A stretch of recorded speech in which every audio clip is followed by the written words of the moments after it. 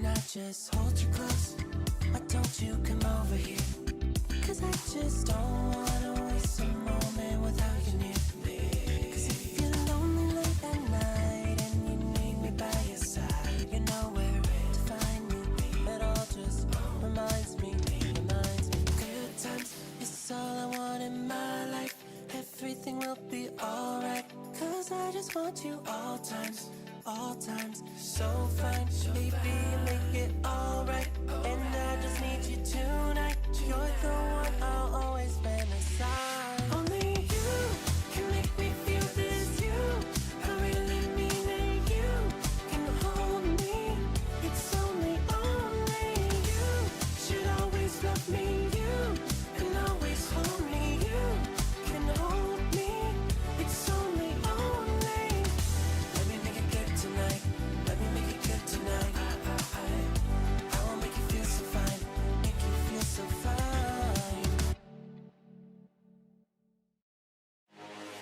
Falling through the night. Calling for your light. Hiding what I feel. But you pull me near. Hold me close and never let it go. Now setting it on fire and we'll let it grow. We come alive, come alive. Yeah, we do it. And every time we do it right. I will tell you what I will do. I wanna be back with you. Yeah, you know we go loud. Yeah, we scream and shout, we go. Won't stop, never get enough, no. This time we will push it even higher. I wanna be back with you. No way out, taste to run. Lose my mind, come undone. Take me down, take all I am. Steal my song, don't give it back. Crash and burn, will it just get? No way back, no need to try. Far with you, so deep, so free, only you. Bad with you, I wanna be bad with you all day long. Bad with you, I wanna be bad with you all day long.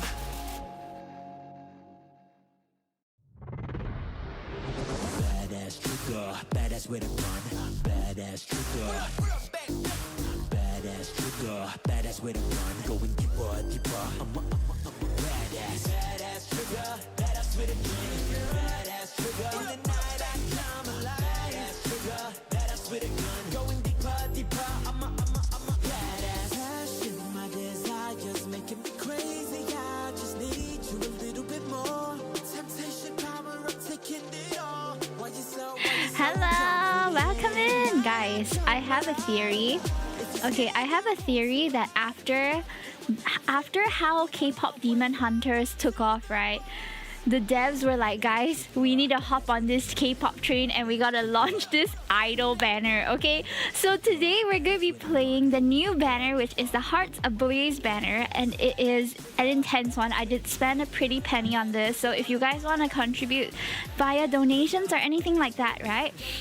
Every $65 is a full illustration that I will do for you, and every $5 is also a little creature that I will draw for you. And let me give you some examples before we start proper, so that you guys can see what kind of perks are available for just this week.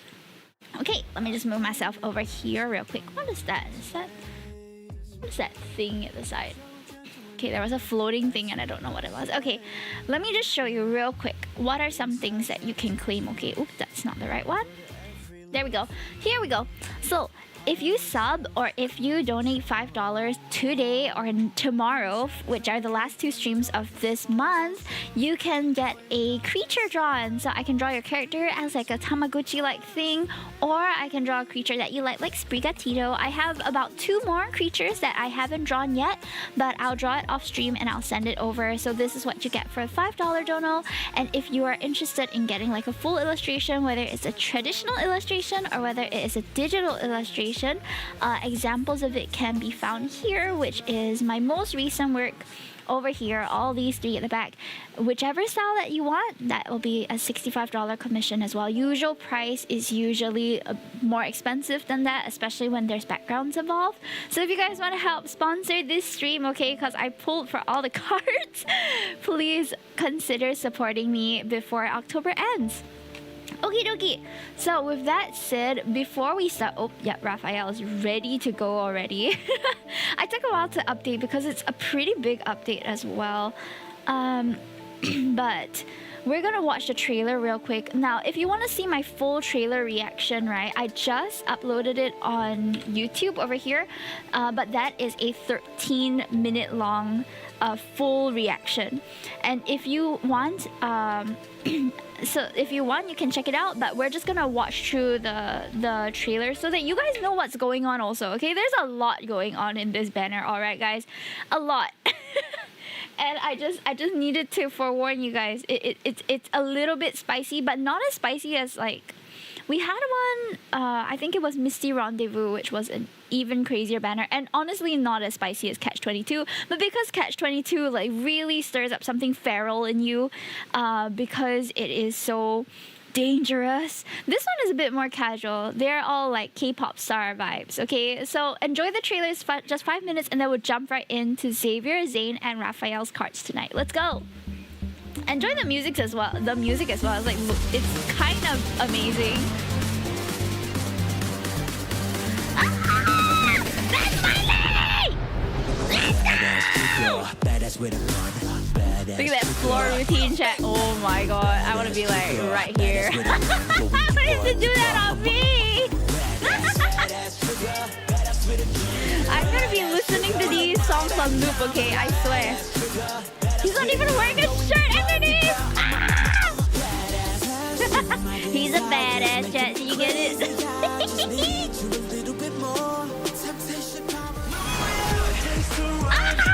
We have our center, Rafayel. He's such a K-pop boy vibe, for real. Oh my god, I want to go to his concert, but he's not real. The money I spent on him is real though, guys. So, did you see that? Did you see that? Bad with you, yeah. Bad with you, yeah. MC also has a part to play. She's like dancing up this guys. Okay, I'm so excited to be her. I want to be her. And for Xavier, my baby boy. Ah! Hands all over. Yes. And they've touched like different genres of the pop songs as well. That's what I'm really excited about. I don't know if they have the full choreography for the full song, but let's see, okay? Because this seems like just a snippet. Oh my god. Zayne's body slay be crazy, chat. Do you see that back? Oh my god! It's crazy. No, I really like Zayne's R&B like pop vibes though. It's so good. But the cutouts be like, they really went ham. They made him like one of those, you know, Chinese New Year. They got those Chinese New Year cutout, right? Yeah, he's just like that. They just did that with his shirt. They're like, all right, this one not enough. Let's make it like 15 cuts. And of course, our bad boy Caleb. Let's go.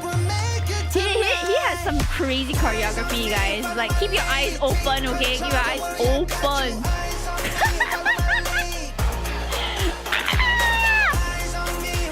Ginu, for real. But the songs genuinely sound so good. I am so excited to play. I don't even know what the story is about, if I'm being real with you, chat. I don't know if we're their backup dancer, their producer, their director, if we're having like some sort of fan and pop star affair or whatever. But something's happening and they're all doing it in the dressing room somehow. Bro, they're the new Saja boys. Oh my god, for real. Unexpected things usually happen when you're traveling through space. They are the Saja boys. You're so right. You only belong to me. They're all just fooling around. I don't know before or after the show, but different from normal. lots of touching. More dangerous. Pre-show intimacy, if you will. Can I mess you up a little more? Oh my goodness. The Caleb girlies be eating good with this also. This is like the first proper like spicy banner with Caleb in it. I don't know if Catch-22 counts. He was a bit more like feral. But I still have Caleb's card that I haven't played, you know, from earlier this year. Oh my god. Thank you for the lyrics, Lily Boba. Thank you, thank you. Out of all the adventure, I want to share the most intimate one with you. Woo!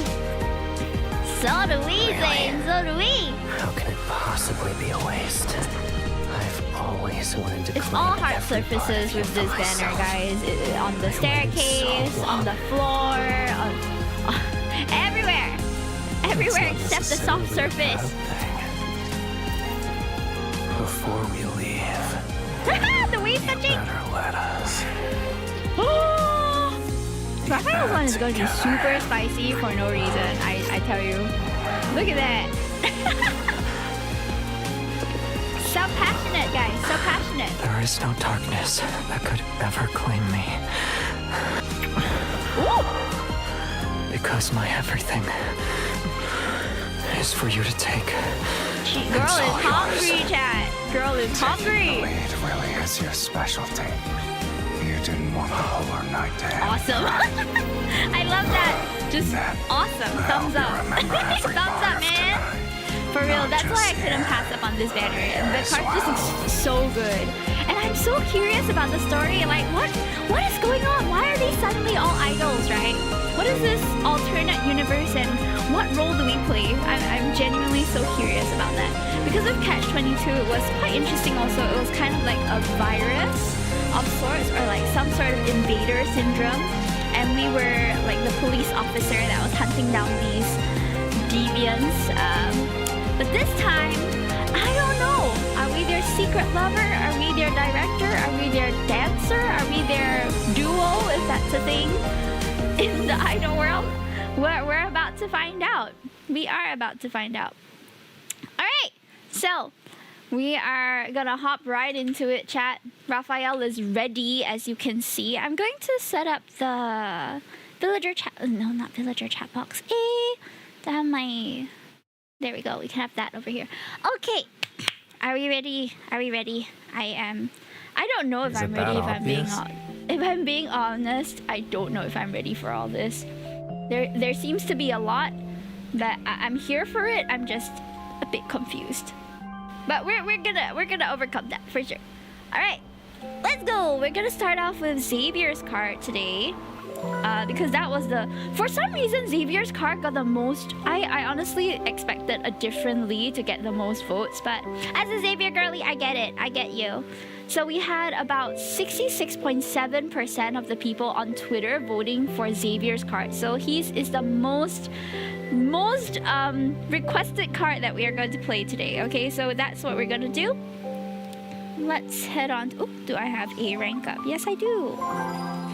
Must have gotten it from one of the wishes at some point. Okay. I believe it's the Falling for You cards. Yes. So, we are starting with Offbeat Track, Xavier's card. After our support mission ended, Xavier and I embarked on a special journey back to Lincoln City. Okay, whatever that means. Alright, let me know if the volume and everything is okay. Of course. Ooh. Recalculating route. The voice from the navigation system cuts out. The highway is silent. Steering with one hand while grabbing the phone from Xavier with disbelief, I pull into a rest stop. 900 kilometers to go? That's 200 more than when we started.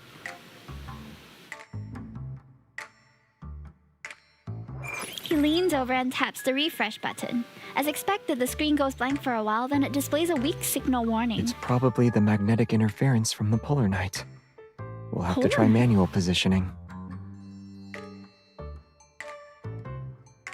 I love getting lost of Xavier. He glances out the window, empty and featureless. The plains stretch endlessly in all directions. There's not much to go on. I guess we'll have to wait for the signal to come back. Besides, the Earth is round. Even if we keep heading the wrong way, we'll loop back to Lincoln eventually. What, like after a lifetime, bro? Hopefully, the car rental place hasn't blacklisted us by then. They won't. The registration only had my name on it, not us. He's ready to be blacklisted. Yeah, but people will always assume we're a team. And if our coworker finds out the first step of our self-guided return was taking the wrong road, we'll be the punchline for every joke next month. You've been driving for half an hour. It's my turn. Thanks for the lurk, Amelia. Xavier hops out of the passenger seat, walks around to my side, and opens the door, but he doesn't get in immediately. Look, there's the North Star. Ooh. I get out of the car, but after scanning the sky, all I see are stars that look the same. It's hard to spot. You need the help of the other stars. Find the M shape of Cassiopeia. Trace a line from the middle. There. It's that one. Ooh. I managed to pick out a faint star nod after roughly judging our position. I didn't expect Hunter's Guide polar night missions to actually be useful. What? I knew it. You never read anything the association sends. That's because whatever they send is stuff I already know. Mm-hmm. What's your definition of already? 10 years ago? A few decades? Or are we talking centuries? We he's shouldn't hurt. block the rest stop for too long. Let's get going. Before I can ask anything else, Xavier slips into the driver's seat, adjusts the height, buckles in, and gets ready to go. All of it is done in one smooth motion. When he looks back at me, he's already wearing the "I'm just waiting for you" expression. Okay. I climb back in. Curiosity gets the better of me and lean towards him. Xavier, come on, tell me. Don't I always tell you stuff about myself? Yeah. You even told me that the cat we fed now eats 3 packs of freeze-dried snacks in one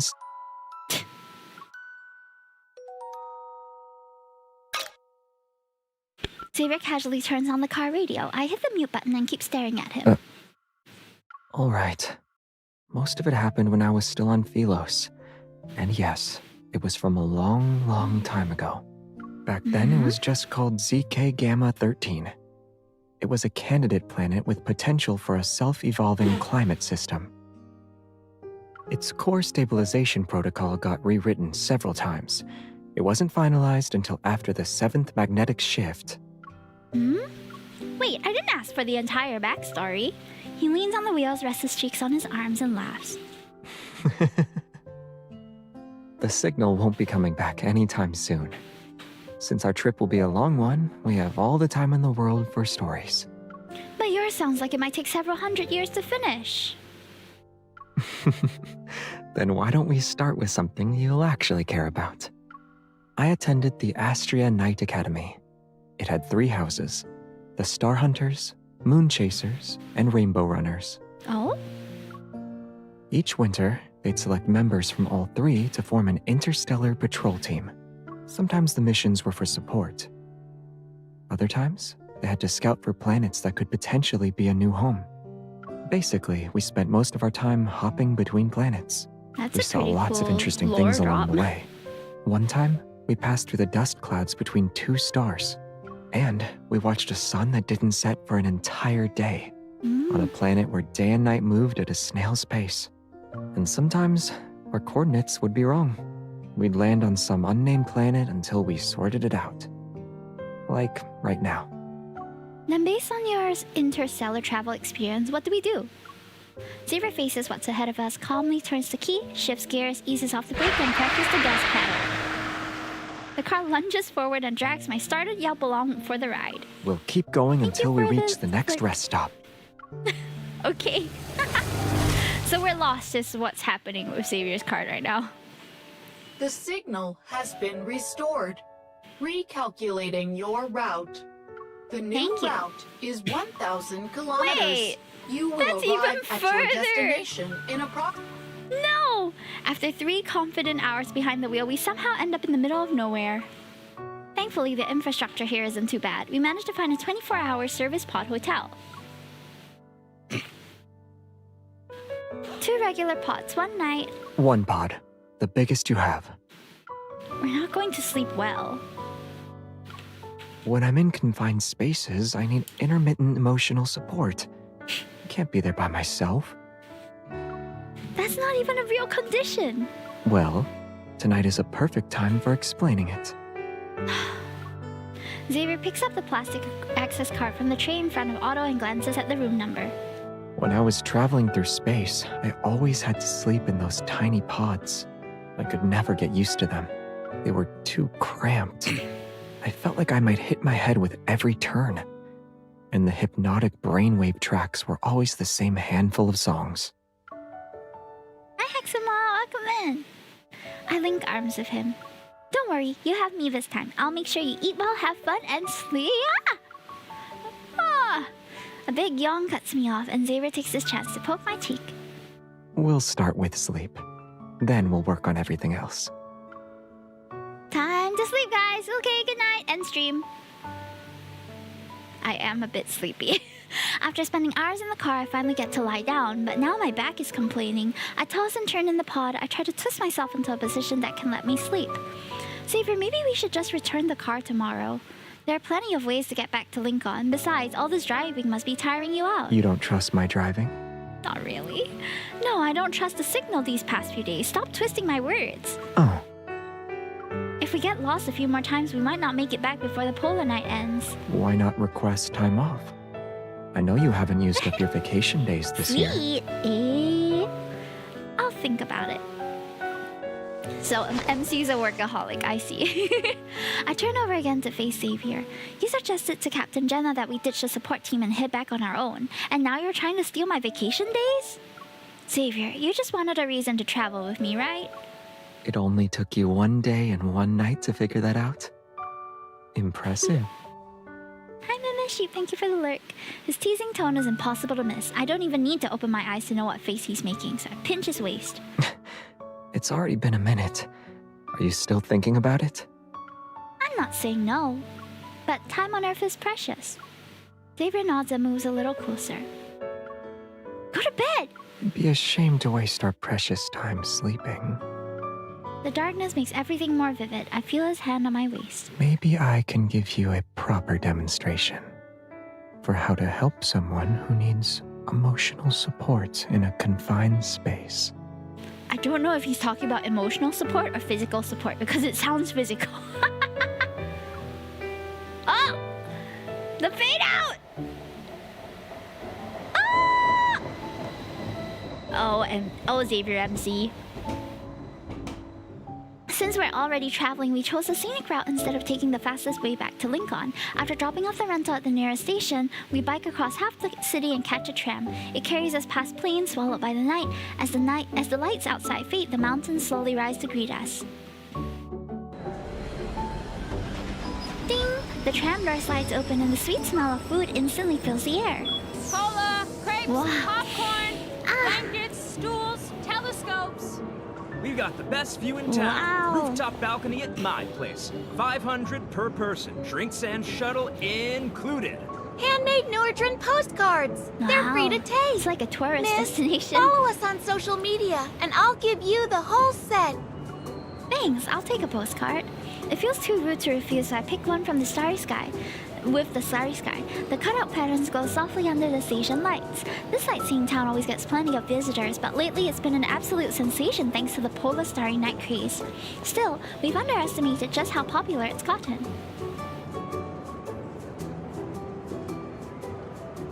The road into town is jammed.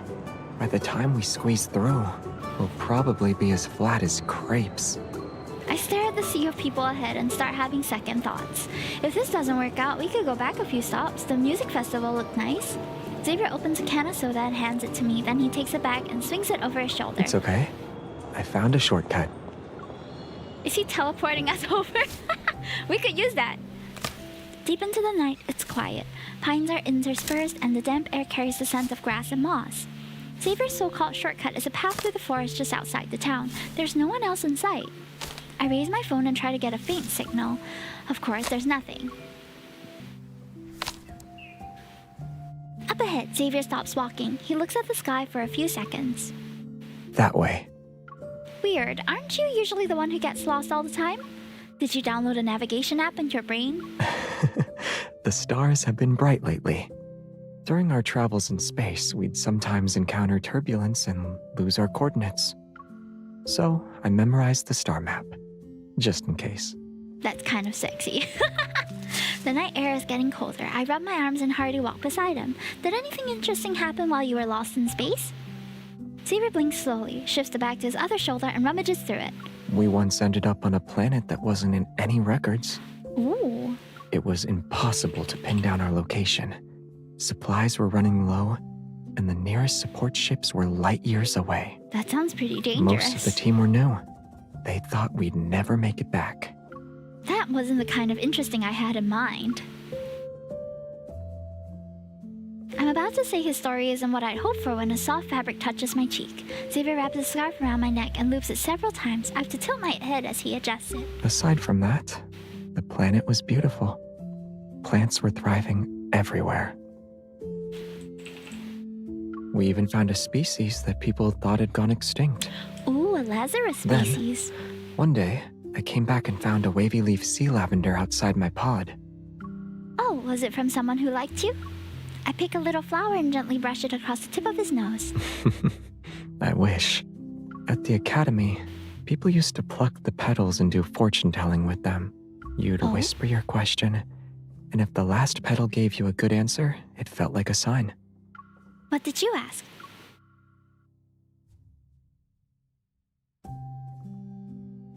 Xavier laughs, plucks the flower from my hand, tucks it into my front pocket, and takes my hand. We start walking again. I never did it. I like his shirt here. It looks nice. Look at those. He has like little flowers, dandelion patterns. The flower has 5 petals. The answer you start with is always the one you end on. And I was the most experienced one in the group. I knew exactly how slim our chances were. Our steps slowly crunch through the fallen leaves. They echo faintly in the still forest. But I know how it ended. Xavier figured it out and brought everyone home. I mean, if I didn't, wouldn't it be kind of creepy for me to be telling you the story right now?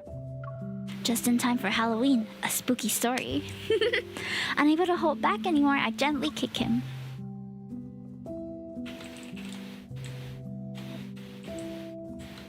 The trees start to thin out and the canopy opens up. After a few more steps, an entire lake appears before us. The surface mirrors the stars above. Stars are scattered across the water like a glowing sea. The best place to stargaze is on the lake. Come on. Concerned, I stare at the small boat Xavier borrowed. It's clean enough, but the warm, patchy surface looks like a dried orange peel. One of the oars is sitting at a weird angle. This thing looks older than I am, and it's manual? Are you coming along or not? I take his hand and hop in. Well, you can pilot a spaceship. I guess I can trust you with a boat. Oh no. I heard the crash! Thank you for the water. The sky hangs low and the lake reflects it like glass. Everything is still except for the wind and the whispers of the night. If you ignore the sound of our clumsy rowing, it could almost be a perfect dreamy time. Maybe I should have thought twice before choosing this. It's taking forever. Do you think we'll have the energy to row back later? Returning won't be a problem. The rental employee said they offer a paid towing service. Xavier glances at my rowing that's obviously not doing a lot. And let's be honest, I'm doing most of the manual part. Do you have to call me out when I'm taking a short break? I make a show of rowing a few strokes, then I give up and lie back on the wooden deck. Xavier, do you see it? See what? The stars. Isn't that why you brought me here? There are plenty of them. You said that half-heartedly. You're not even looking up. You only see this kind of night once in a lifetime. Xavier looks down at me, his eyes reflecting the soft, I don't easy need glow. to look up. I can see them just fine. Oh my god. Hold on. Soft hazy moonlight. Ripples shimmer gently as the boat rocks, and the rest of the world seems to disappear. His breath is close, and as he leans in, his figure blocks out the sky above. Hi, Sikatsu! 101, thank you so much for the read! Welcome in, everybody! How was your Love and Deepspace stream? We are playing Xavier, Zayne, and Rafayel's new cards today. So if you guys want to support the stream, we also have a very special Halloween special, where if you sub once or you donate $5, I'll draw a little creature for you. It can be one of the Lee's creatures, it can be a creature of your choice, and at 15 subs or $65, I will do a full illustration. But welcome. Nice to meet you. My name is Himitoki. I'm a bunny princess VTuber. Pleasure to host you. How was your stream? Would you like to share anything from it? We haven't touched the rest of that though. Oh, we played the Zayne card. We're gonna be playing Zayne's card after this one, so stay tuned. Katsu said I'm going to be buried 6 feet under it and join in on the Well, it's good to join in on the raids, then you get free points and stuff. Right, guys? Right? Honestly, my point redemptions aren't numerous, but you can claim free sketches with every 10,000 points that you earn on my channel too. But I hope you guys had a wonderful time with Zayne's card. I saw his card in the trailer and he looks... Those body rolls be insane on him, honestly. They took his shirt, right, and they cut it out like a Chinese paper cutting. It's pretty nice down there, speaking from experience. Hey! I haven't been here in such a long time. Hi, Valentine! Welcome in, welcome in. It's been 4 years! Whoa! That's crazy. Sharon B, welcome in. Scatter! Scatter where? Under the leaves. They knew what they were doing. My theory is that they saw how popular K-pop Demon Hunters was and they're like, let's get into it. We have our own Saja boys right here. And then they just presented it to us all of a sudden. It's crazy. If you haven't been here in 3 years, that means the last time you saw me, I was a webcam streamer. So welcome back. Pleasure to be reacquainted as a VTuber. Yes. If you want to find out anything else about me, feel free to ask any questions in chat, but it might take a while I'm reading the story. Otherwise, you can also check out my lore and everything else on my website. I remember, yeah, you're one of the few people who know what I actually look like. So we're playing Xavier's card, then Zayne's card, then Rafayel's card. I'm kind of speeding through it a little bit, though I let all of their dialogue play out. But I read kind of a bit fast, so if you guys are okay with that, stick around. Otherwise, if you're lurking as well, thank you so much for lurking. I hope you guys have a wonderful rest of the night. And if you want to enjoy it with us and stick around for the rest of the cards, please do. All right. We just got lost in a lake in the middle of some nowhere. It's crazy. Yeah, I was studying at the time. I told you to paddle left. Hurry up. We're going to... Cola, crepes. I stood up and used Xavier's shoulder to steady myself. Around us, at least a dozen boats are already floating in the middle of the lake. More keep arriving from the distant shore, and they're all packed with excited tourists. Sorry, we almost ran into you guys. Hey, do you want some sparklers? They look great in photos. Take this box. Oh, mine is Xavier and Caleb. That's where he went after he left One Direction. Yeah. Actually an idol now. Before we can say anything, a box of sparklers land in our boat. It sits between us. Based, really? What about you?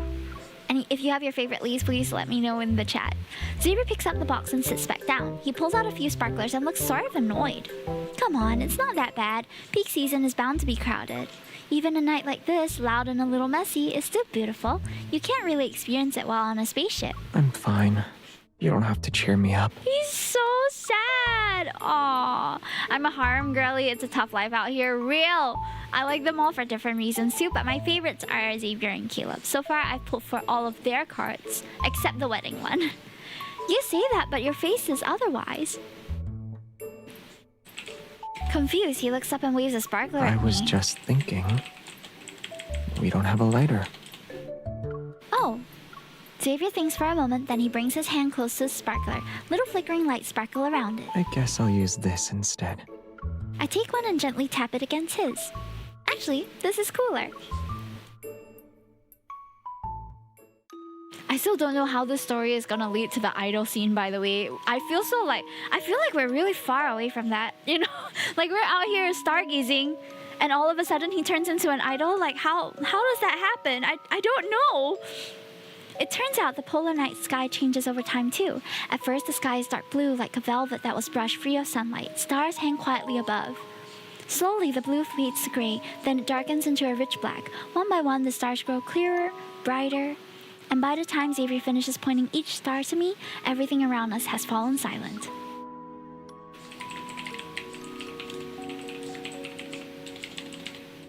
We should head back. Are we staying in the town tonight? We'll be outside the town.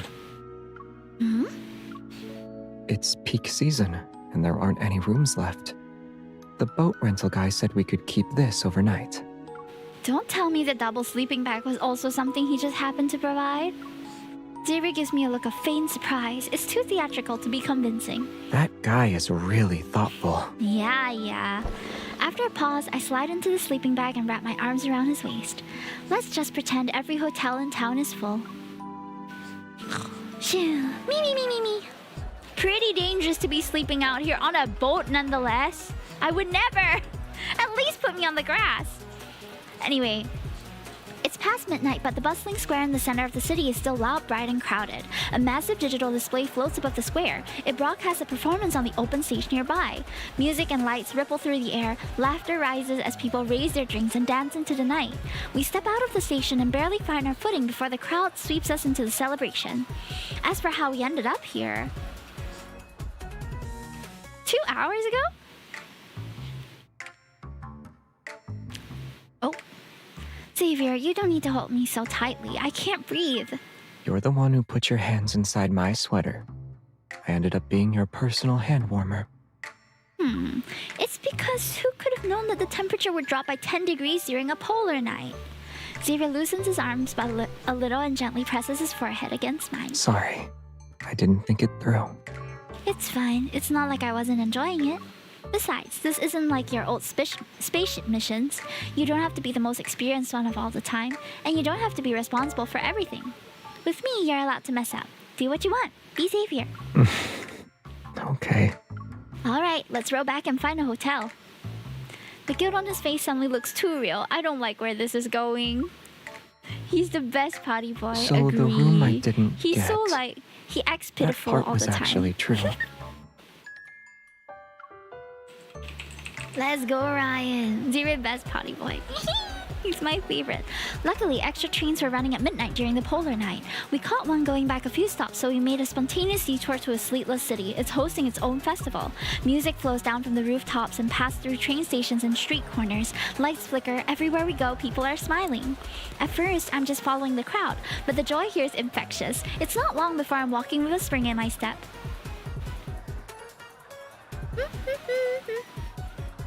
It's so lively. Lingang has a Polar Night Festival too. Tara sent me pictures.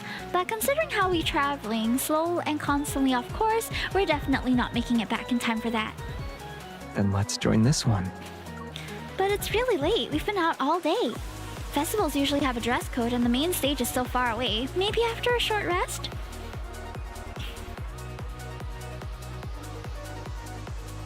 I hear the club music slowly creeping into the scene, you know? Confetti floats through the air. Xavier leans in and looks at me with steadfast, bright gaze. Let's go together. Oh! Okay, let's go! Once he calls me Princess, I melt. Okay, I'm sorry. I know that's the nickname I set for myself, but still. Suddenly, all my hesitation feels silly. I grab his hand without thinking. What does this mean? I don't get it. It means I'm not letting go. It doesn't matter where we go. Bury that. He reveals a faint smile before taking a step. He leads the way as he gently parts the crowd.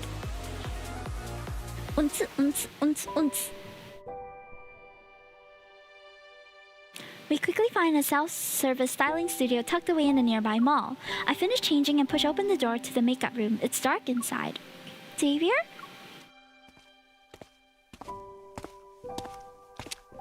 He looks so... Why? They gave them all crop tops. Something to show off that midriff, you know.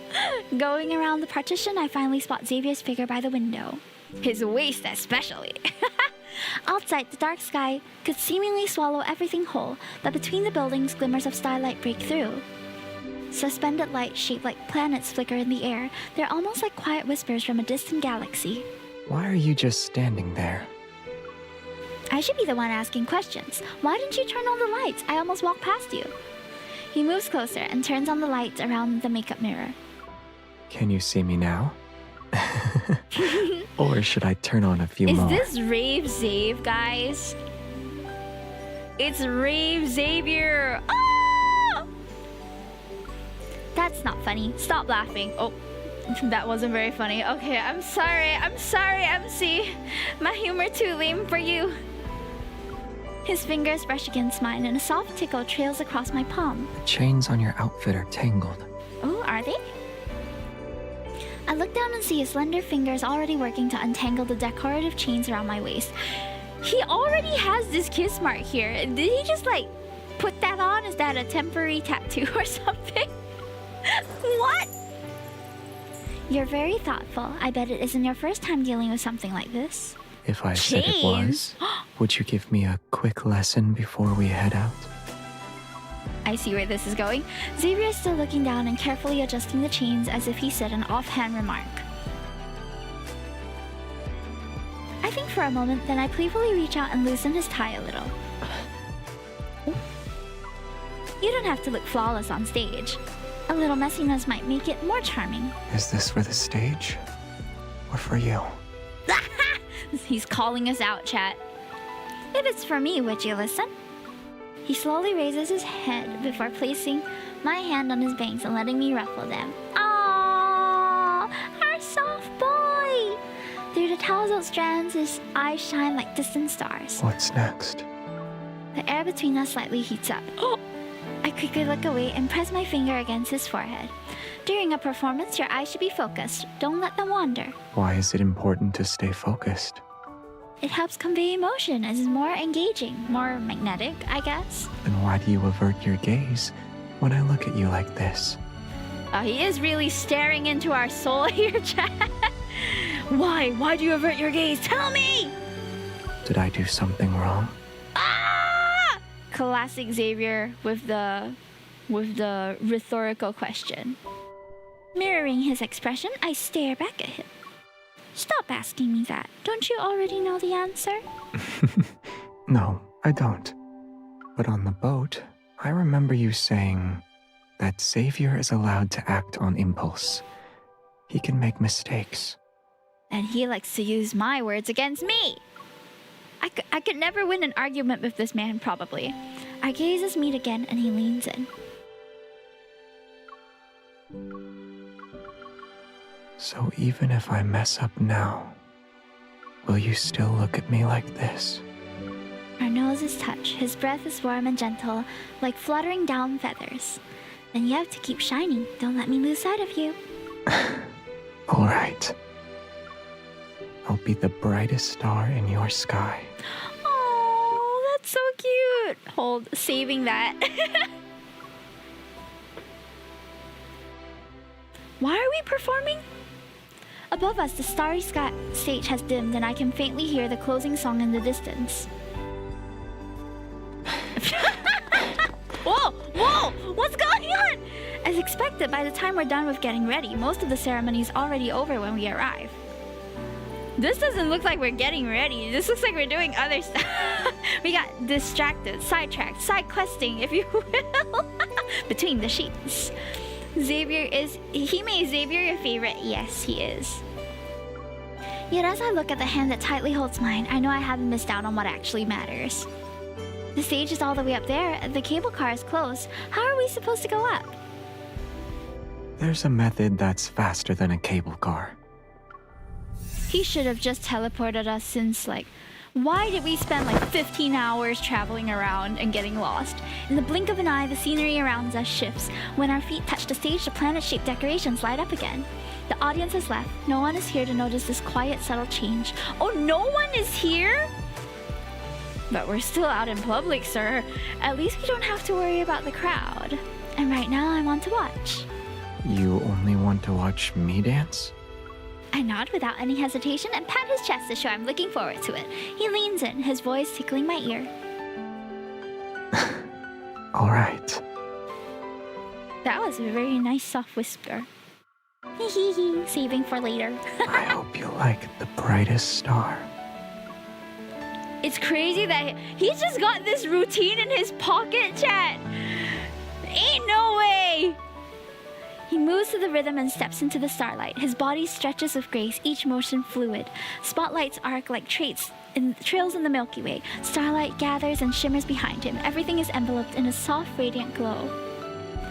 It's a journey across billions of light years, was all for this moment when our gazes meet.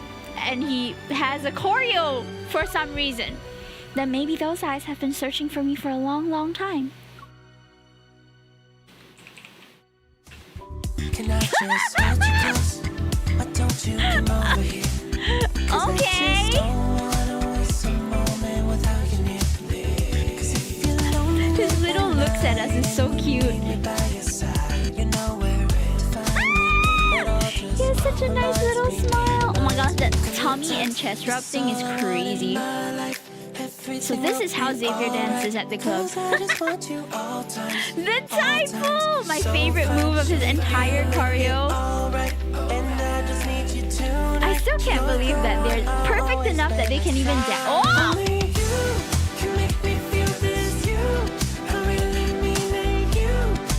Oh, we're grooving. Okay, MC also has some choreo for some reason, alright? The hip sways are crazy. Oh, there's a floor routine. Oh!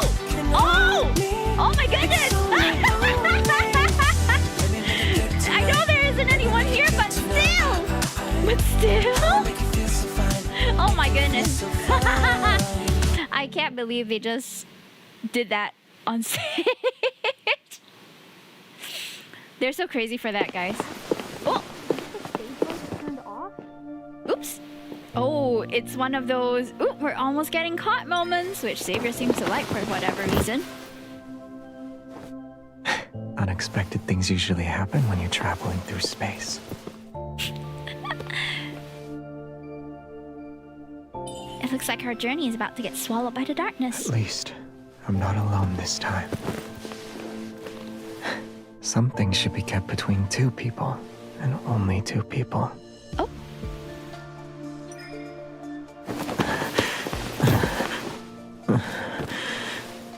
Then I guess I'll just have to find the answer before the polar night ends.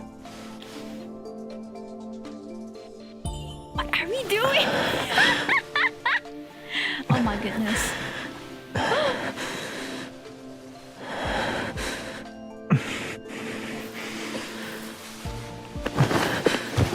Then I guess this is your way of claiming me. Guys, I'm so sorry. I'm too stunned to speak at whatever is happening right now. If I'm correct, then for the rest of this night, Whoa! you only belong to me. No, we're backstage, but still! Oh, they're really... something about the dancing did something to them. At least it's on a soft There surface, is no it looks darkness like. that could ever claim me. Whoa! Whoa!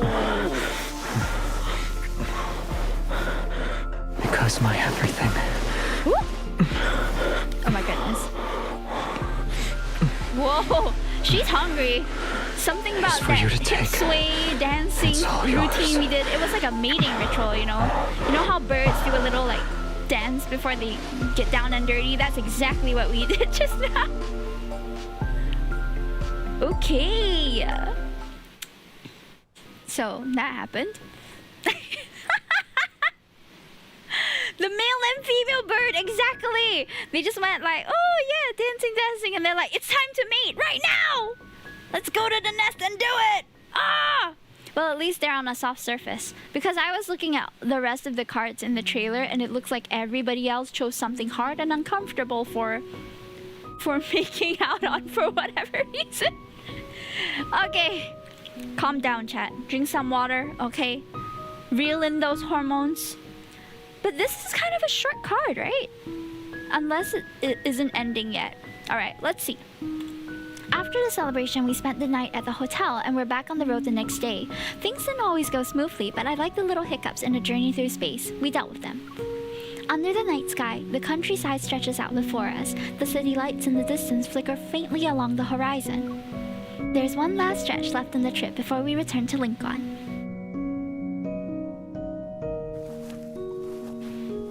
The festival was so random. It felt a little bit like the order of events was like, let's enjoy this, and then suddenly we're dancing. It's a bit abrupt, in my opinion. On the grass, I turn around to face Xavier and walk backward with a spring in my step. The trip's almost over. Do you have any final thoughts to share? Let's see. The navigation system misled us 3 times. We almost got sick while camping. And we only realized the pot needed to be plugged in after lighting the stove. I still think it was great. Perfect, even. Someone is giving a suspiciously high rating for the chaos he planned. The best part of any trip is the unexpected. Is it really? I find that to be the least enjoyable part of any trip if things just don't go the way we hope. Thank you for the clip, Blooming Boba. Xavier pulls me to the side to avoid a rock I didn't see. I take the chance to link arms with him. Maybe that's because you don't think anything is a problem. Even when you told me about that engine failure thing, you sounded like you were just saying the coffee was unsweetened. Before I could even get nervous, you were already like, I fixed it, on the way. Okay. I'll try to come up with something more dramatic and cinematic next time. Please don't. Like the ship suddenly breaking into pieces and me rebuilding it while fending off wanderers. Is this a hint, guys? Are we gonna get a pirate AU? I'm so down for that. I want to see Pilot Caleb so bad. I'm evading. Before I can respond, Xavier places his hands on my shoulders and turns me. He whispers into my ear. But something unexpected outside of this journey has already arrived. What? Is this an innuendo?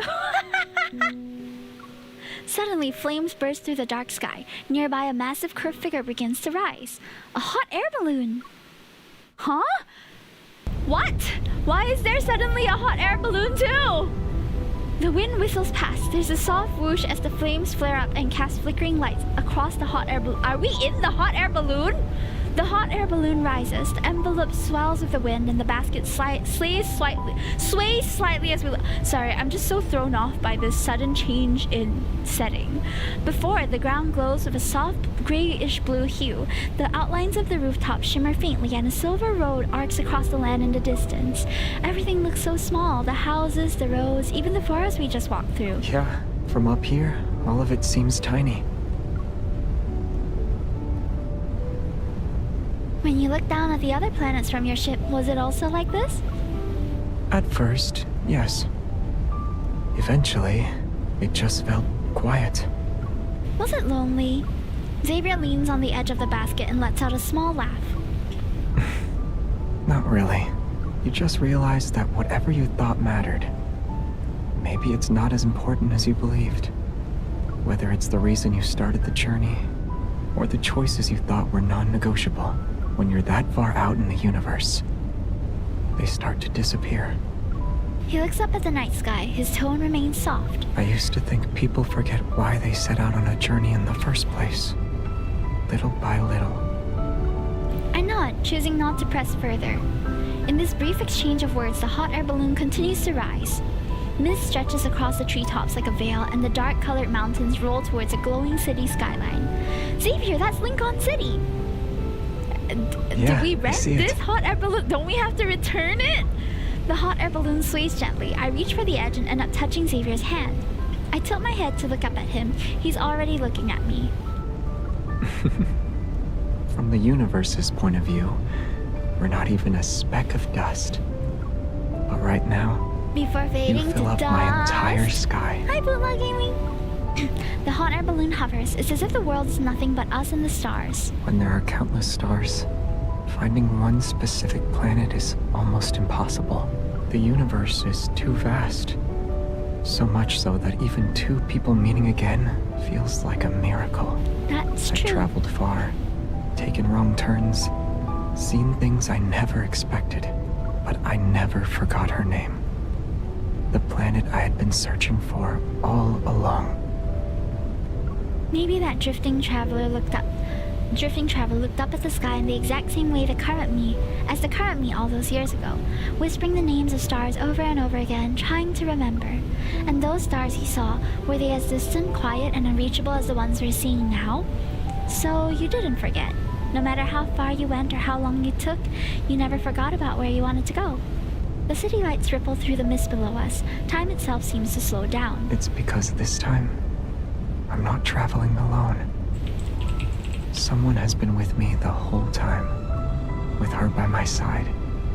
Even the unexpected becomes unforgettable. I turn toward him. The night wind blows the hot air balloon's panels. Firelight glows softly against the side of his face. I used to think that you needed a good reason to set out on a journey. But the reason is simple for this one. Between the stars and the horizon below, he takes my hand as he's finally found his way home. I want to be with you. For a long, long time. Ah! I want to live forever with Xavier too. Wait, but that card was a bit shorter than I expected it to be, if I'm being honest.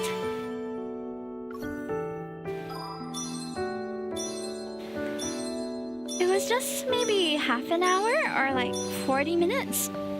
In that case, we can definitely finish stream on time today. But I'm kind of hoping that the other cards won't be so short. The order of events did feel a little bit abrupt to me, like there wasn't the world building that was in Catch 22, I feel. But I digress. Let's read the rest of the cards first and then we'll form our opinions from there.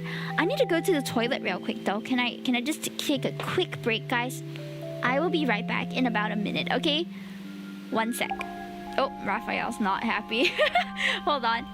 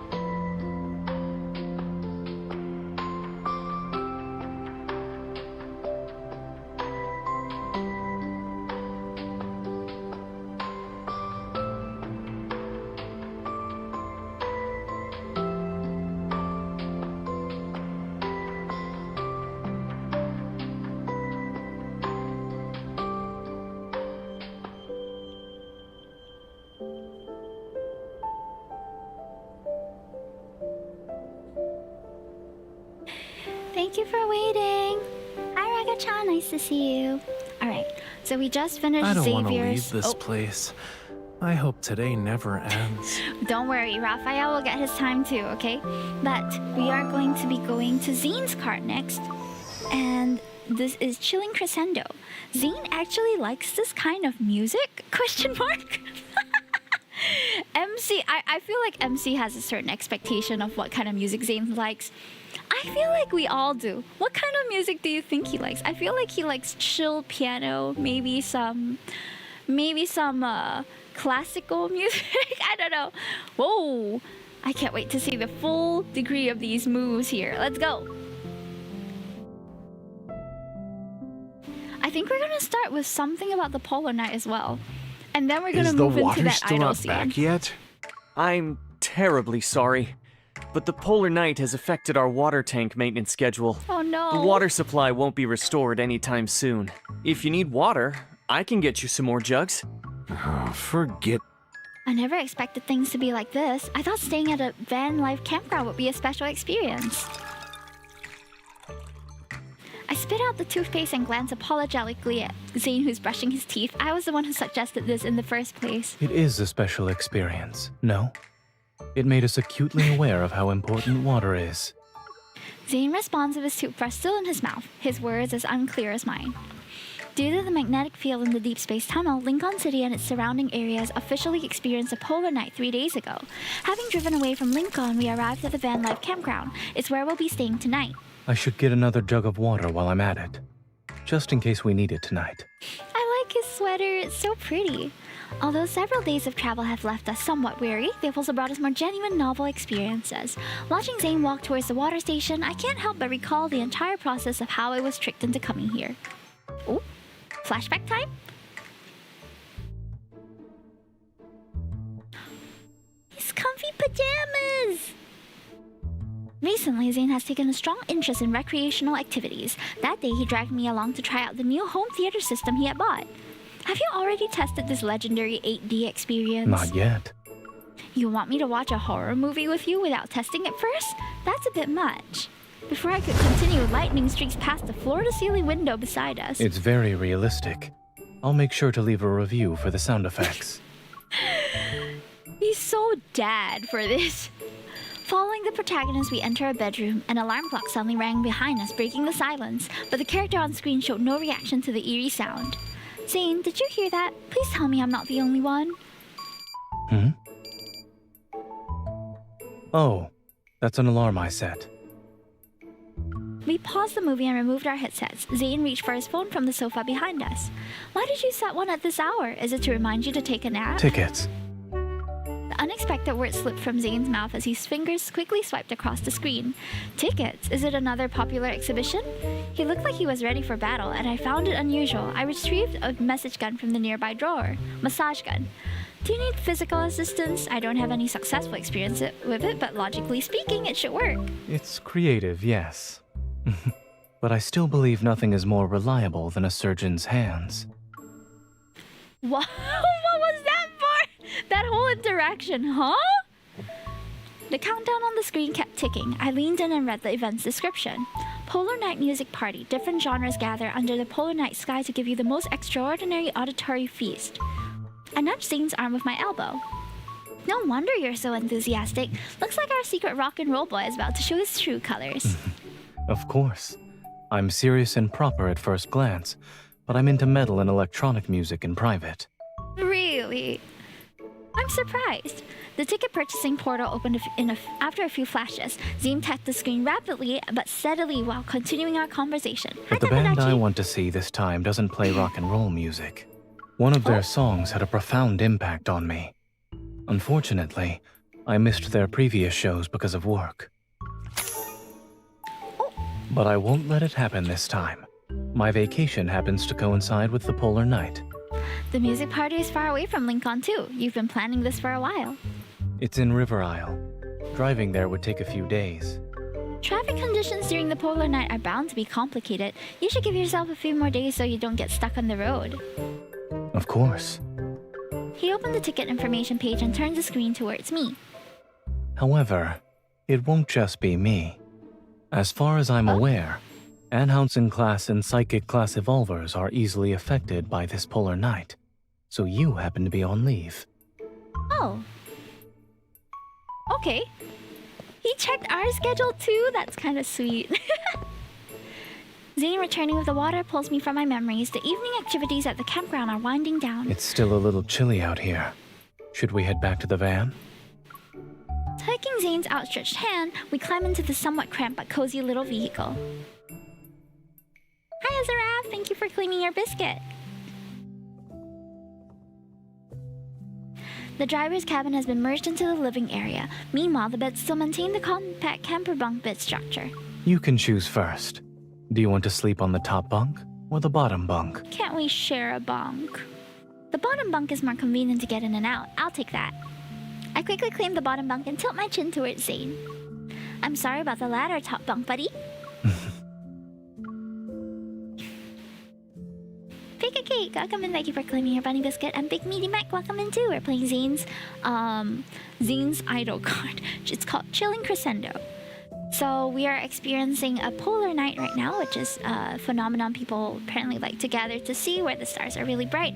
And then we're going to a music festival with him. I don't know how we end up dancing on the stage, but that's about to happen in a couple minutes probably. To ensure we're well rested for tomorrow, we turn off the lights early and settle into our respective beds. My body feels tired, but the novelty of this camper van experience keeps my mind alert. Zayne, are you asleep? Is it time for jokes or ghost stories? You know the routine, huh? You must have been the host of nighttime activities when you lived in the dorms, right? When I was in college, my roommates were already asleep by the time I came back. I hear Zayne turn over in the top bunk and his voice becomes noticeably clearer. If you really can't sleep, we could go for a walk. You You just said it was cold outside, now you're suggesting we stroll around? Isn't that contradictory?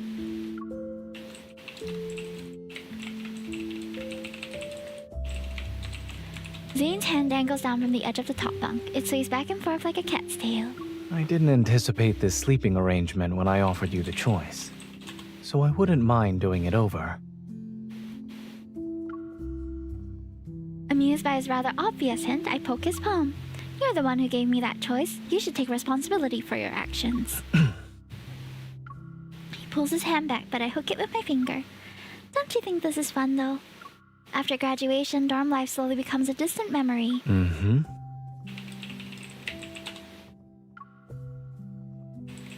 His index finger taps the back of my palm, although his response is simple, it's far from dismissive. You must have slept in bunk beds before, right? When was the last time? His hand pauses and he grips my finger. I believe it was at Mount Eternal, when I first arrived. The makeshift dormitory wasn't fully set up yet. But once things got busy, everyone ended up using other tents. We never had time to go back. His usual tone grows slightly solemn, and I sense he's drifting back into those memories. I know he doesn't need any comfort, but I can't think of an appropriate response, so I decided to change the subject. By the way, I haven't heard that band's songs yet. Since I've been kidnapped, I might as well familiarize myself with their music so I can feel more involved. Does that mean it's better if we have more of these incidents? The song's melody isn't intense, yet I can hear soaring hope in its gentle narrative. It's like glass scattered across the floor. While everyone mourns its brokenness, it rejoices in being able to refract more rainbows. This song is different from what you usually listen to. I suppose it's because of when it came out. This song was written during the Chrono Rift catastrophe. That was over 10 years ago. Yes. From what I heard, the band hadn't even debuted yet. They witnessed the city's collapse and improvised this song in the ruins. They hoped it would give the people around them some strength. Their performance was filmed by passers-by and posted online. I first heard it during the catastrophe, in a hospital corridor packed with people. I detect subtle emotional undercurrents in Zayne's calm narration. I want to see his expression. There's movement from the bedside and a pair of long legs dangle down. I shift to make room while asking a question I already know the answer to. What are you doing? Nothing really. You grabbed my hand and tightly squeezed it. I did that? Yes.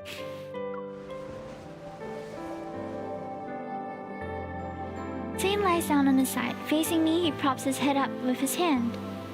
Thank you for the water. Talking from the top bunk felt like I was talking to myself. Thank you. I was listening to every word. I know. But I want to see your expression while you listen to the song. Is that what you expected? I need to watch for a while longer. Besides, Okay. I was worried the distance between the bunks might affect the sound quality. Really? It's better if we're closer. You can hear more clearly, and I can see more clearly. Okay. He likes to make little excuses to get close to us. It's kind of cute. After leaving the van life campground, we stepped in a town surrounded by sea on 3 sides and spent half a day there. Then we continued to head towards our destination. Unfortunately, after driving for a bit, Zayne discovers his phone is nowhere to be found. Due to vehicle restrictions during peak tourist season, we have to park our car at the town's entrance. Oh no! He lost his phone? Zayne and I are cycling along the town's only main coastal road. We return to the restaurant where we ate earlier. We're missing all the scenery along the way with how fast we're going. You don't seem worried at all, though. It's going to be a problem if we can't find your phone. I back up my data regularly. Even if I actually lost it, I can simply buy a new one. You're definitely taking this in stride. My heart is somewhat at ease upon seeing Zayne's reaction. I gradually slow down. After making a sharp turn, the road is closer to the coastline. Look, there's bioluminescence in the water. Oh? Wow! Rafayel? Waves gently lap the shore, and the dark blue bioluminescence rises and falls with them. It's like the ocean is breathing, and each exhale creates a dreamy canvas of light and shadow. During a polar night, scenery like this isn't something you can see often. Even if it cost me a phone, it's worth it. Do you feel like you've changed, Zayne? What do you mean? The medical profession greatly values efficiency and results. You've always held yourself to high standards since you were a kid. If this had happened before, you would have immediately thought of countless more efficient solutions that are faster. But now it doesn't seem like you're racing against time anymore. Zayne turns his handlebars, which angles his bike slightly toward me. Do you think that's a good thing or a bad thing? It's hard to say. I think it's special, though. It's like an iceberg melting into spring water. The form has changed, but the essence is still the same. Zayne smiles and speeds up. He's cycling ahead of me. There seem to be people fishing over there. Shall we check it out? Sure. Let's go fishing! Side quest Maximus. The town has honest, folksy customs. When we return to the restaurant, the owner recognizes us immediately and hands over the phone. After thanking him, we buy 2 ice cream cones to support their business. The flavor is unique. It's creamy with floral and fruity notes and a hint of something herbal. Really? His hand covers mine and he brings my ice cream to his lips for a small taste. What an accurate description. The restaurant owner should write down what you just said and replace their mixed fruit flavor sign. Zayne, we bought the same flavor. Indeed. And what's the point you're trying to make here? You're just trying to get more ice cream off my cone. We make our way back to the town's entrance and savor our ice cream. I can't help but double check to make sure he has his phone. For someone as meticulous as you, losing your phone must be a new experience. Even robots lose data. Why shouldn't I be able to lose a phone? We used to call him robotic all the time, so this is a nice little throwback. Meeting my somewhat puzzled gaze, Zayne guides me to the side area that's away from the road. The last time I lost my phone was when I was in college. I left it at the barbecue stand we visited. Were you so full and dazed from all that barbecue, or were you rushing back to the lab to continue working? Neither. The experimental results that day were too successful. For others, it might have been a day worth celebrating. But for me, it was no different from a nightmare. Zayne bites into the waffle cone and the crisp crunch seems to pull him back into reality. It was when he developed the tech for the rebirth cocoon. I never imagined that something as simple as losing a phone would be connected to one of the darkest days in Zayne's life. Looking at that calm gaze, I catch a glimpse of the lost, devastated young man from several years ago. His enviable talent becomes a dagger that was pointed at himself, and he could only pierce through the darkness alone to reach the light. Did you get your phone back? Yes. Come to think of it, I was listening to that song back then, too. I was wearing headphones and listening to the song while I ate. My mind was elsewhere, however. I didn't realize my phone had long since been disconnected. I bet the barbecue stand owner was just like the restaurant owner today. He waited for you to come back. Correct. He even played that song as background music for his stand because he liked it. Sounds like this is your new theme song for getting phones back. I'd say it's even more than that. It's my lucky song for making important life decisions. Oh? He wipes the waffle cone crumbs from the corner of my mouth. When I went back to the barbecue stand and heard that song again, I found myself believing in my choices. I didn't have a logical reason. Was it one of those rare times when you made a choice based on your emotions? I used to think emotions could interfere with making the correct decisions and leave you vulnerable. But I realized that not everything in life needs to be rational and certain. That's true. A sea breeze touses our hair. There must be moments of irrational judgment in people who can be your weakness. That's what makes you truly alive. Aww. It's so nice to see how far he's come. Sorry, as a the character. number you dialed is temporarily unavailable. Oh no, no signal? The voicemail message plays for the 4th time. Zayne hangs up by pressing the red button on the van's If we display. can't reach them, then so be it. We have plenty of time. I look at the car in our way. Disappointed, I put away my phone. We're only half a day away from our destination, but our van was blocked during the short period when we were using the restroom. There's not a lot of traffic here. If we can't reach the owner, we'll miss our original plan. Assuming that happens, my moral code will allow me to use my evil. I can create a nice slope under the wheels to make the car slide away on its own, for instance. Your moral code is really flexible. Our laughter breaks the restless atmosphere and Zayne leans towards me. Since we can't go anywhere, why don't we do something fun? He helps me unbuckle my seatbelt and adjust my seat into a reclining position. Then he turns to do the same thing on his own. What are you doing? He's not in a rush to answer me. Instead, he opens the window halfway before lying down beside me. Listen carefully. I didn't exactly understand what he was trying to do, but I'm happy to go along with it. In the boundless darkness, I follow Zayne's lead and slowly focus on the sounds outside. Insect chirps, bird calls, jumping frogs, wildcats running, the sounds we usually overlook become infinitely amplified. They weave together and transform the quiet polar night into a vibrant symphony. There's so many sounds.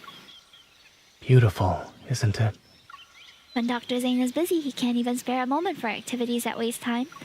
When Zayne is on vacation, he needs to race against the clock to waste the time he didn't get to use up normally. Our hands touch across the center console while Zayne suddenly makes a seemingly random comment. Once people realize that even ordinary sounds can disappear, they cherish them more. What do you mean by that? During the Chrono Rift catastrophe, these sounds... I was young, but I was so worried about these changes that I couldn't sleep.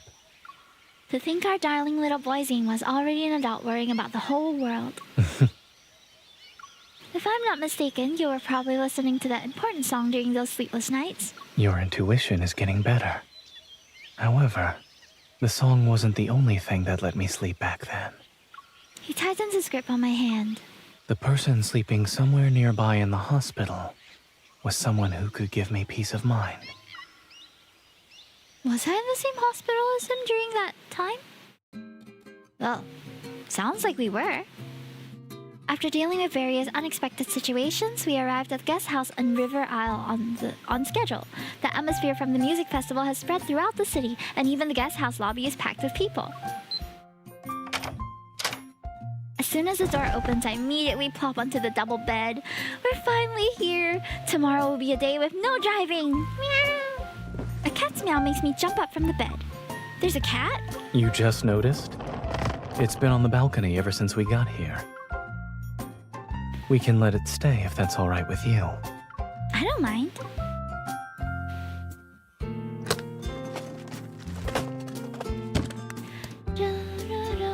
We divvy up the labor for unpacking while the cat crouches on the balcony and watches us. We have a meow meow of our own! Even when it's time for bed, the cat still shows no signs of leaving and seems inexplicably restless. Maybe it's not feeling well. Should we ask the guest house owner to take it away? Zayne stands beside me by the sink. He's helping me blow dry my hair. Aww, they're so married! I love it! I couldn't hear you. I guess Real. you're asking if we can have the guest house owner take the cat away. I'll message him after I finish drying your hair. Ah, you probably can't hear what I'm saying either. Done. I said... Oh. Zayne and I immediately rush to the balcony when we hear those cries. We find the cat laying on its side with 2 newborns. It gave birth? Oh my gosh, guys. Giving birth on stream is truly the new meta. So did this cat, apparently. There's a first aid kit in the room. It should help. I will also need you to assist me. We're about to become the midwives to these kittens. Let's go! Alcohol swabs. Povidone iodine. Scissors. Despite the initial chaos, Zayne's methodical guidance allows me to assist him in completing a very special surgery. The guest house owner rush over when they hear what happened. They take the mother cat and her newborns away.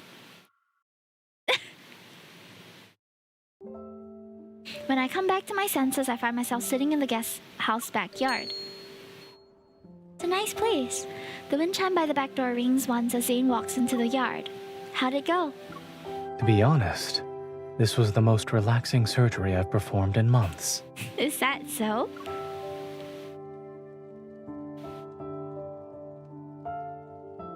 He studies the swing chair I'm sitting on and settles down beside me. Everyone's safe. The mother and her kitty daughters and son, and another 2 sons as well. Even on vacation, you're still keeping up your tradition of dry humor after leaving the operating table. Seeing that Zayne is sitting, I start rocking the swing chair again. Did you take any pictures? I was so focused on grabbing everything you needed, I didn't get a good look at the kittens. I did, but I left my phone in the room. Lately, you've been forgetting your phone a lot, huh? No, I left it there to help the mother cat relax. Your phone can do that? Our bedroom window faces the backyard. A familiar melody faintly drifts through the air. It's that song again. It's like your universal remedy. Regardless of whether it works or not, it gets played when the situation calls for it. I've put it to the test. It works. Okay. Zayne matches the rhythm as we increase the trajectory of the swing. At the apex, our view goes above the low wall. The lights of the distant residential area music festival's neon glow shines. I was once deployed to help with disaster relief, and one of my patients was a woman in labor. Oh. Even though I was only responsible for cleaning and suturing her wounds, I was nervous since I had never encountered that kind of situation before. To calm the patient's nerves, and my own, I played that song for her. So this isn't the first time you've tested its effectiveness. The obstetrician took my phone into the delivery room with them, and in the end, the mother and child were safe. It was like today. I don't look at Zayne. Instead, I smile and nod. I felt like the song had an indescribable power when I first heard it. Looking back, it really is the power of life. The song was born in the most chaotic of times. Under the shadow of the Chrono Rift catastrophe, one song comforted this land marred in despair. It brought a new light to everyone's lives. I think I'm starting to understand why this song is so important to you. The wind chimes ring again, and we turn to see the guest house owners entering the yard. Thank you so much. We've been incredibly busy these past couple of days and ignored Flora's condition. Thank goodness you two were calm and experienced. It was nothing. You're too kind. We don't have any proper thank you gifts. The guest house owner hands over Zayne's phone and 2 paper tickets. They're for an in-person gathering that was organized spontaneously by the fans who came here for the festival. Oh? We plan to join in on the festivities tonight, but given the current situation, it's better suited for you. You're young. Go have some fun. Yes, we need to take care of the kittens. If you don't... The couple's warm hospitality is impossible to refuse. Zayne and I exchange glances and he nods as he accepts the phone and tickets. Please charge us a room fee based on the number of days we stayed. As for the tickets... We'll accept your generous offer. Oh, it's uns time.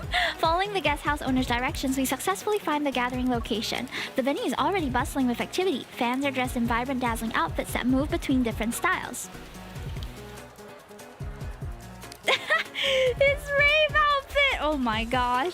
After changing clothes in the self-service changing room, Zayne and I meet up at the entrance. Our outfits suit each other. They do.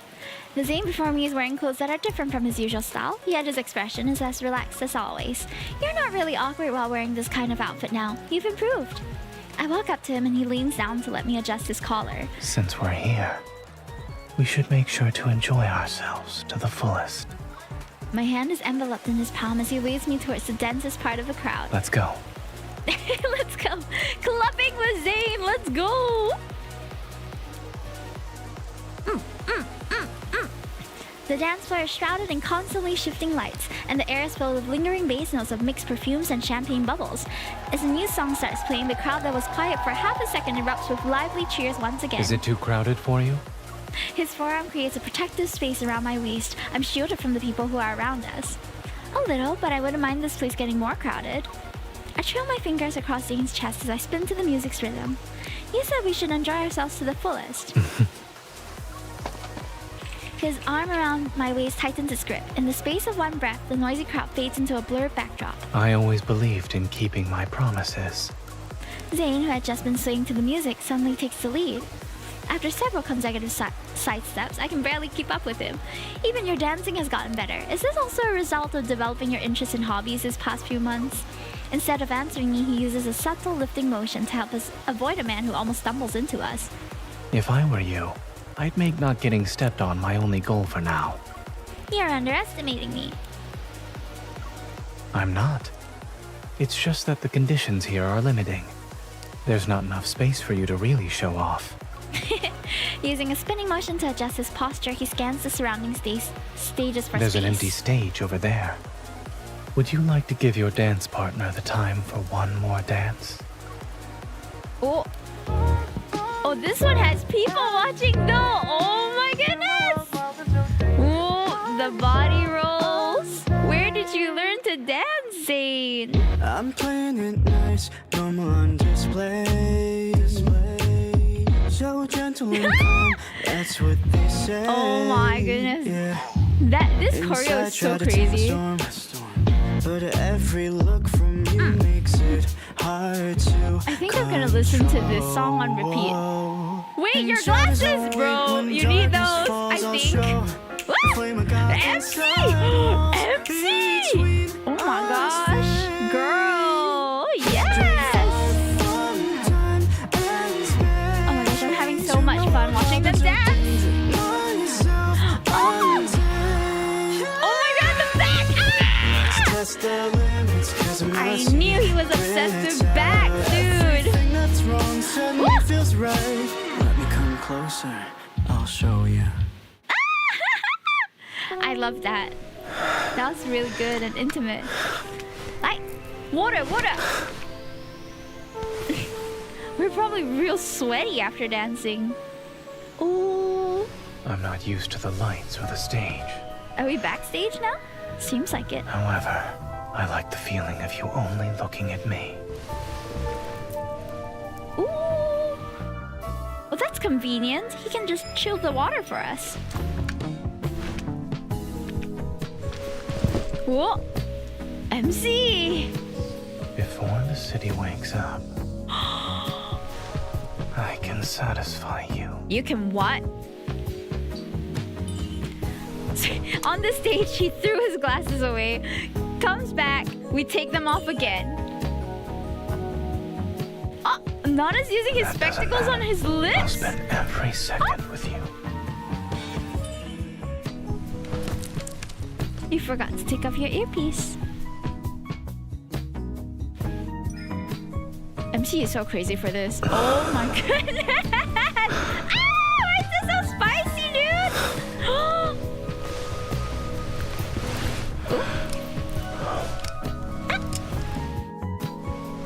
Biting! Don't make me think. You're the one who isn't ready to continue. He's always There knocking are us other into ways things. to remind me to take off my earpiece. I could teach some to you. Are you interested? Out of all the adventure, I want to share the most intimate one with you. Well. Alright! Very nice. Ah! I'm telling you, all these cards, we're just like birds, guys. We're no better than just animals in nature. We dance for a bit and then we're like, yeah, time to go all out. We rested for the night and now the music party we've been waiting for finally begins. The unchanging sky blurs people's perceptions of time as the atmosphere reaches its climax. And climax! We are animals, true! But I think there's definitely a distinction between like humans and like animals, but that's a different conversation for a different day. Today we're just animals. After moving between various venue stages all day, Zayne and I decided to get some food to recharge before the headliner takes the stage. 2 hot dogs, a bucket of fried chicken, and a serving of potato wedges, please. No problem. We also have our specialty fried insects, and the portion sizes are small. Do you want to try it? One serving, please. Zayne interrupts my hesitant response and he tucks the strand of hair that was stuck to my face behind my ear. We don't often get something like this. Let's try it. Okay, since you're feeling adventurous, why don't we add 2 cold beers? He catches the 2 fingers I just extended. Make that 2 ice-cold sparkling waters. Okay. After collecting our food, we find seats in the dining area. I thought you were going to be dedicated to this attempt at trying new things, but it turns out your resolve isn't that strong. Even great determination has limits. He picks up a skewer of insects whose species I can't identify and brings it to my mouth. Let's start with things within reasonable limits.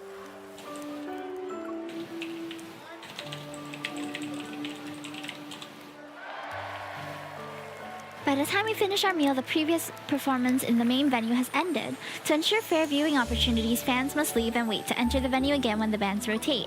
It'll soon be time. Let's head on over. If we're lucky, we might be able to get spots near the front. You appear to be more enthusiastic than I am. Because it's rare for you to have an ordinary down-to-earth wish. Do you believe me? Yes, I do.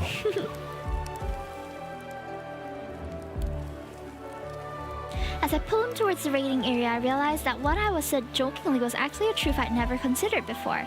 The Zayne I know had grand ambitions and almost sacred ideals, and on his path to achieving his dreams, I hope I can provide some tangible assistance along with my support and companionship. Like right now.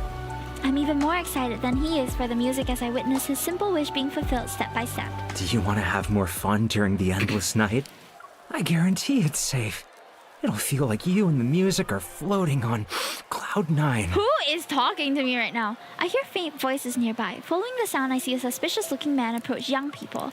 Zayne, look at the box in his hands. The box of cartoon patterns contains colorful candy-like substances that glow under the light. Those are illegal drugs. I've seen them in the emergency room. Call the police. I'll detain him. I quickly pull out my phone as Zayne pushes through the crowd ahead of me. Even when we're partying, we're working. You don't see this band too often, you know? It'd be a waste not to have a little fun. Appreciating good music only requires a pair of ears. And you are? A doctor. Where did you get those drugs? What? You have night blindness or something? It's just candy. It's just candy? The man pretends to offer us the box while Zayne stares at him What coldly. you're holding has a high chance of causing confusion, hypertensive crises, arrhythmia. Doctor mode activated. Regardless of whether it's candy or poison, it's better to let the police decide. Mind your own business. The man tries to leave, but Zayne blocks his path. As a doctor, it is my business. The man's expression becomes menacing and I brace myself for any dangerous move he might make. But then he appears to be confused. I look down. Ice crystals are climbing up his leg. He's frozen in place. You best! Ice seals the man's mouth. Considering how this escalated, my moral code permits me to use my evil. Dr. Zayne's moral code always seems to align with what I hope it'll be. That means you understand me better than anyone else. The main venue's entrance opens at this moment and the crowd begins entering in large numbers. We might be blocking other people if we stay here. In that case, I'll increase my moral code's flexibility. The man's eyes widen as Ice Slope slowly lifts his feet off the ground. Now I believe your eval could move a car. I'm also seeing it work for the first time. Before, it was simply a scenario I imagined. Under some people's confused gazes, Zayne and I support the man on either side. We push him as he glides away from the venue. I'm a doctor. This patient needs some assistance. Please remain calm, everyone. Please watch your step. This doesn't seem to be our first time going against the crowd. Yes, but this should be the easiest one yet. Easiest? Haven't you seen me look at the clock over a dozen times? If the police don't arrive before the show starts. I wouldn't regret it either way. They are so silly together. Out here, doing justice. We hand the drug dealer over to the police and cooperate by explaining the situation. After everything is over, no entry signs have been set up at the venue entrance. We didn't make it in time. It's okay. Let's sit down and rest. I got to see his performance though, which was the main thing of today. I turn around and see Zayne had already comfortably settled down on a bench. We're separated from everyone else who's inside the venue by a single wall. The intro to the song plays and the crowd immediately erupts in excitement. I sit down beside Zayne and rest my head on his shoulder. Do you really not regret it? I don't. It's because I know what I can't turn a blind eye to. Sometimes I feel like you're different, and other times Dr. Zayne is still the same Dr. Zayne. I can't tell if this is my instinct as a doctor or Zayne's instinct. You don't need to make a clear distinction. Just know that I like it. I point at the bright moon in the sky. It's okay that we missed this. There'll always be a next time. Even if they hold a live concert on the moon, I'll find a way to take you there. I'll believe you then. Just don't brush me off with excuses such as not being able to borrow a rocket when the time comes. I won't. But if it's possible, I hope they can perform some new songs next time. They were merely a band made up of ordinary people, but society turned them into a symbol of renewed hope. All their public performances happen during major events, special disasters, wanderer attacks, and this polar night. If there's ever a day when they can perform new material, then maybe that means our lives have finally found peace. As Zayne speaks, he puts his arm around my shoulder and gives me a comforting pat. I really want to see that day with you. Aww. In our grace and peace era. The song reaches its climax and thousands of voices join in the chorus inside the venue. The song, which has long since transcended its meaning as a commemoration or mark of time for him, it finally reaches our ears at the same time and connects me to its meaning.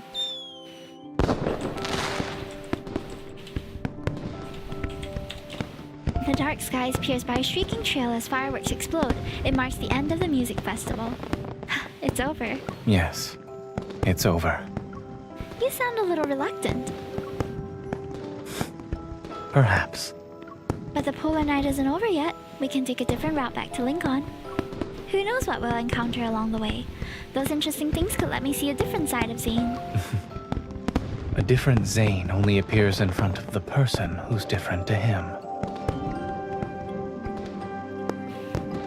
His hand gently rests against mine, his steady breaths caressing my ear. Thank you for accompanying me to see this special performance.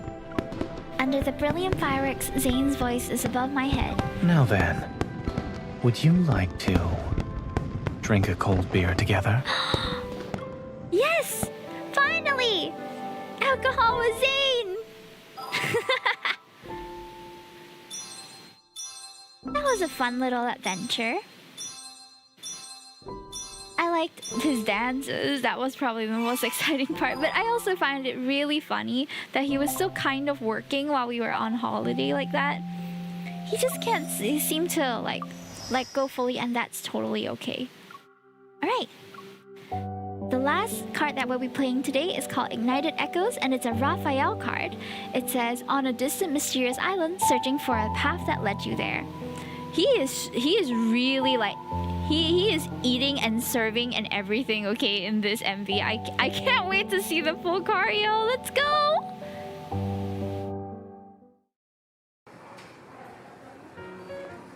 Try on this fluorescent jacket. Mommy, I want the one with the fluorescent wings. Ever since experts predicted that the deep space tunnel's fluctuations would bring a 2-week polar night to certain regions, how to spend the polar night becomes everyone's greatest concern. Polar Night Lifestyle Zone? The mall sure knows how to drive sales. I mean, that requires gullible octopuses like you who Like take me? the bait. You have so many arms for impulse buying, cutie. That's why I'm good at spending your money. Rafayel rummages through the shopping basket in my hands. It's already full. Glow-in-the-dark blocks, circadian rhythm aroma. You could sit at a table with the kiddos nearby since... Anyone who could get 2 weeks of vacation approved would be just as excited as I am. And housing class and physics psychic class evolvers are easily affected by those magnetic fluctuations, so I'm given time off. A wireless portable nightlight. This one looks pretty useful. Okay, but like, don't you trust Lincoln's power grid? Or are you planning to go on an adventure in a place that's super dark? It depends on whether visiting the beach outside your place counts as an adventure.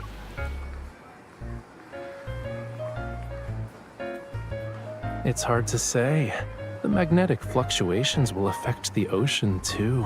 Maybe giant octopuses from the deep will sweep away a certain someone who's lost in thought and sitting on the beach with her nightlight. Is that so? Something fluffy covers my back. I turn to see Rafayel wrapping me in a blanket printed with cartoon octopuses. The octopus that lands in White Sand Bay must have some kind of magic. It's comfy and cozy. I pat the label on the blanket that reads Ever Warm Huggy Blanket. And it's big enough to sweep away 2 people at once. Would you like to join me? He spreads out the blanket and wraps himself in it too. Major museums and art galleries have become popular choices during the polar night. Rafayel, the renowned painter who set a personal record for the highest auction price of his work, will also hold his latest art exhibition at Flux Arts. Oh, you will? They're talking about you, Mr. Record-breaking artist. When the polar night arrives, Flux Arts might have lines outside the door. That's something Thomas needs to worry about. My polar night schedule is already packed. Is it now? He takes the shopping basket with one hand and holds the heated blanket with the other as he heads towards the self-checkout machine. But according to multiple sources, Mr. Rafayel's new, unreleased work has become a target on the dark web. Anonymous users have posted encrypted information, claiming they know where the artwork is stored. That's crazy. Is this a hoax? No. Huh. My paintings aren't cheap. I know, your paintings are already selling for as much as famous masterpieces, but to be so blatant about it, are they trying to hand themselves over to the police? You can ask them when the time comes. Do you already know who it is? It's not just that. I already set up an inescapable net. Have Will you join me for some real fun during the polar night? I guarantee it'll be more entertaining than these little gadgets you bought. That's easier said than done. You look skeptical, which means you should come with me and wait for them to walk into our trap. When I used to go to black markets, Thomas would commission you to tail me. I'm inviting you this time, so you have no reason to refuse. Isn't that right, Miss Bodyguard? This is an exciting plot. I like this plot. Interesting. We've got some crime going on. We've got a little syndicate. We have a little trap that we're gonna lay. I'm excited to see what happens. The polar night arrived as predicted, and true to his word, Rafayel brings me to Flux Arts. The exhibition will open its curtains tomorrow. The coveted new work, Submerged, will be hung in the most prominent spot. I helped you choose this painting's title. Layers of dark blue and gray silver blend together to create a spatial tension that's almost palpable. I witnessed the long process of this painting's creation. After I met you, I've been freed from the burden of naming my paintings. Now that I'm looking at it, this resembles today's sky as the polar night descended. And it should be popular during the polar night. It might sell for another record-breaking price. No wonder the black market set its sight on it. But what if a thief gets in and damages the painting? Is there a way to prevent that? We just have to wait and see. Accompanied by the faint sound of electrical currents, Rafayel walks up to the painting. The anti-theft sensors that should have been triggered don't respond. At some point, he already put on anti-static gloves. He gently removes the frame using a suction-like tool. The information posted on the dark web was also part of your plan? Then your exhibition tomorrow... The exhibition will be held.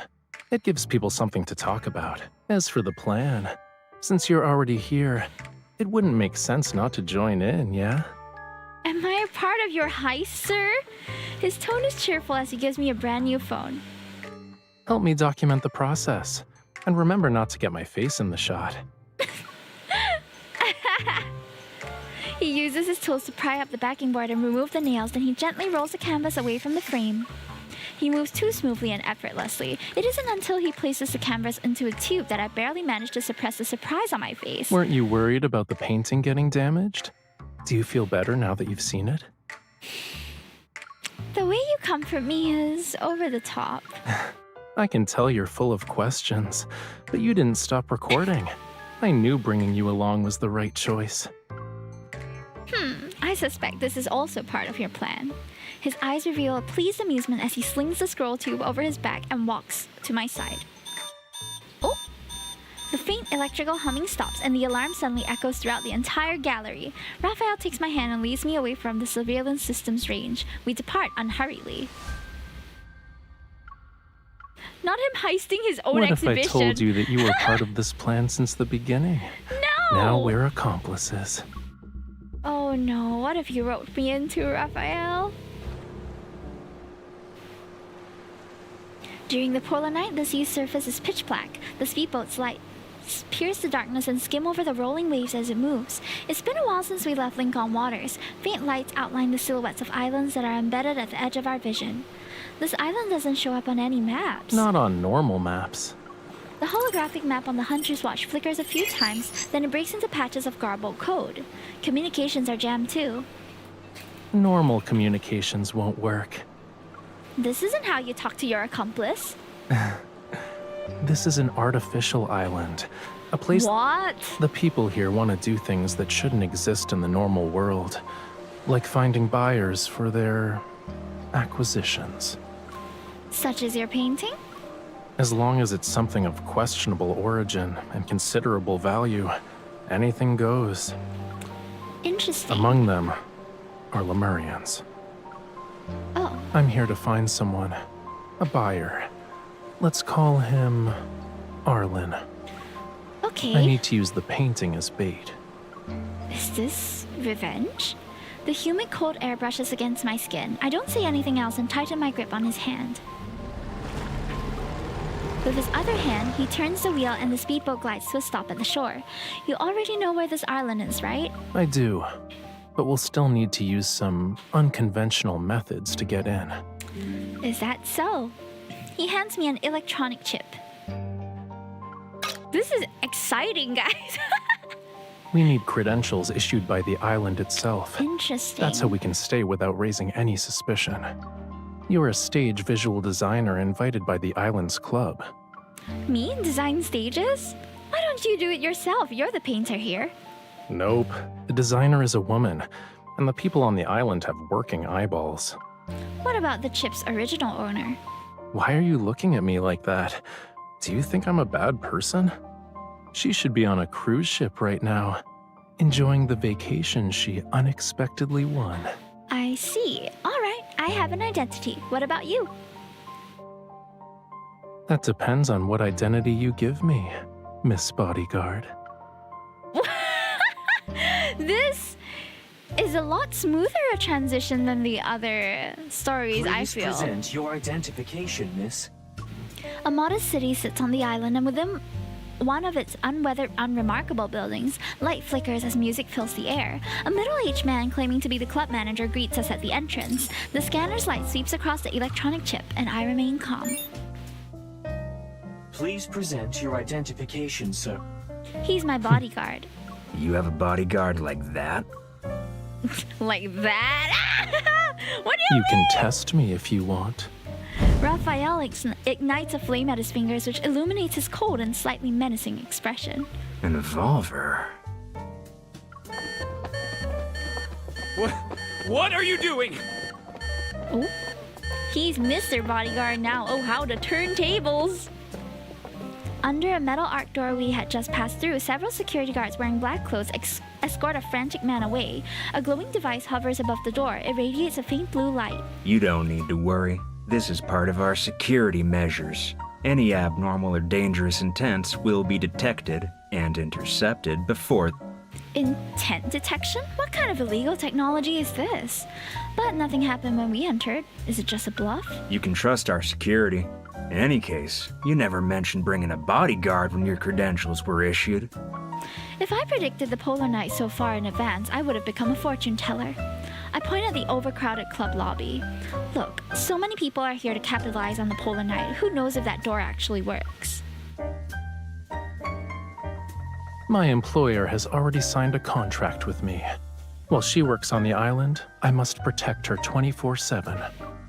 I'll leave if you don't let him stay with me. You can find someone else to design the stage. Whether it's for personal safety or to avoid breaking the contract, I can't be on this island by myself. Fine. But your bodyguard can't leave your side or move independently. I'll stay by her side every step of the way. The manager hands over an access card and points to the lobby side door. Your room is upstairs, but we only prepared one. Your bodyguard... We're a professional security company with strict protocols. You don't need to worry about it. Once everything's in order, I'll accompany the designer for her work on the stage.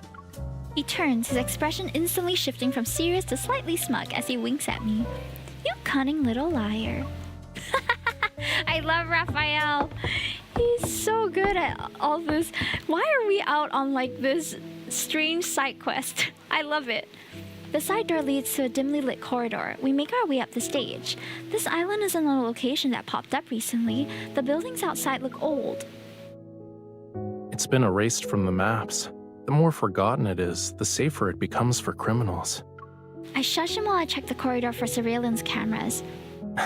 Relax. The surveillance cameras here were removed a while back. The people who come here wouldn't want to leave any traces. There really are no surveillance devices in the corridor. I let out a sigh of relief. You seem to know the place well. It's almost like this isn't your first time here. How long have you been preparing for this? Rafayel points to the only room at the end of the staircase. Let's talk inside. Thank you for the follow, Willy Billy Bob.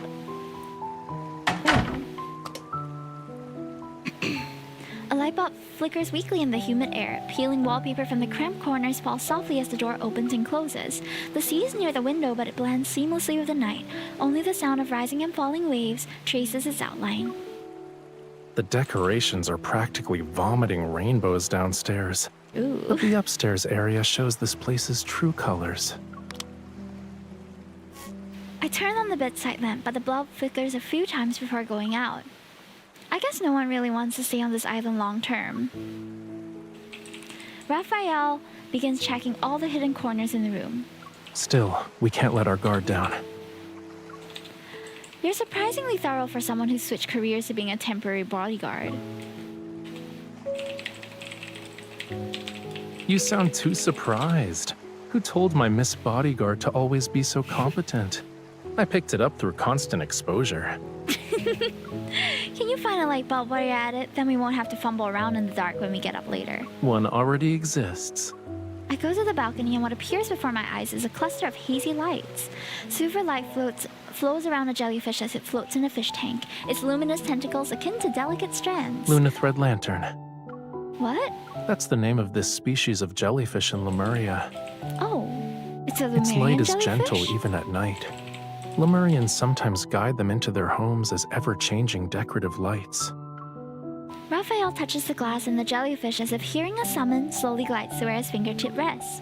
I wonder who brought it here and how long it's been. Maybe they're already gone. His nonchalant tone reminds me of the man who was taken away at the club entrance earlier. That intention detector downstairs, is it real or fake? I've never heard of technology like that, even at the association. It's just to scare people. I thought so. As he speaks, he carefully moves the fish tank to the windowsill beside the bed. The thing that can sense intentions is an evolver hiding in the shadows. But nothing happened when we passed through. Maybe that's their way of approving our acting skills. The club draws in too many people with questionable backgrounds, so whenever someone comes or goes, they unknowingly get inspected. Don't let your guard down moving forward, Miss Designer. But wouldn't Rafayel's purpose for visiting the island also count as dangerous? I'm not sure if asking questions would affect Rafayel's plan, so I stay silent and pull him down to sit next to me on the bed. What's the matter? It's nothing. I think the bed is a little narrow. Don't sprawl out like a starfish and push me off when you're asleep. Don't worry. I'm Mr. Bodyguard now. My duty is to protect you at all times. I kinda like this role switch, it's fun.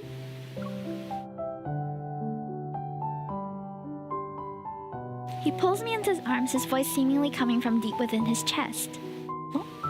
I know you want to learn more, but the less you know, the safer you'll be here. I feel like that's not how it works, but okay. Getting you involved was selfish of me. But I need you. Hehehe. Those are some good lines. He looks at me and then the determination and trust intertwined with his eyes makes me suppress the questions in my heart. If your plan is going to take a lot of time, then you should bring me along. I place my hand to his chest. I don't want to be separated from you for so long. Even through his clothing, I can feel his heartbeat and warmth beneath my palm. Oh. I see hot, sexy guys on screen. Hot, sexy, fictional men in your area right now. Visuals and lighting are clashing. Adjust the color temperature. Oh my gosh, he's helping us do our job. This visual is too bright. It's clashing with the lighting. Let's adjust the color temperature. Okay, I'll do that. Let me know when you think it looks right. On the club's newly constructed stage, I direct the technical setup with Rafayel's secret assistants. Okay.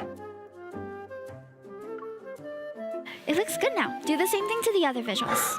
You sure know how to generalize. Your performance is sloppy.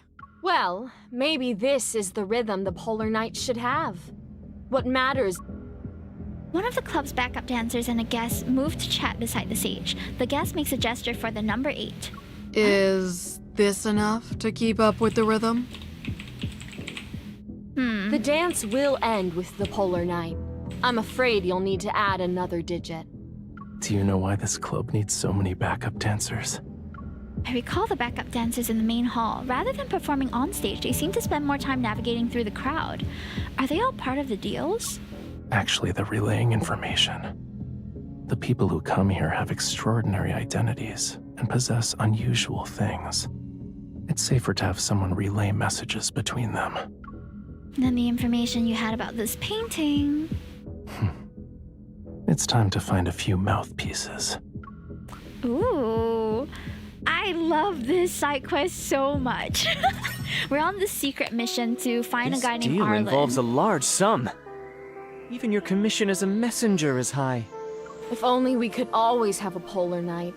There would be an endless stream of people coming to the island to discuss business, and we'd earn so much more. No matter how much you earn, it's still electronic.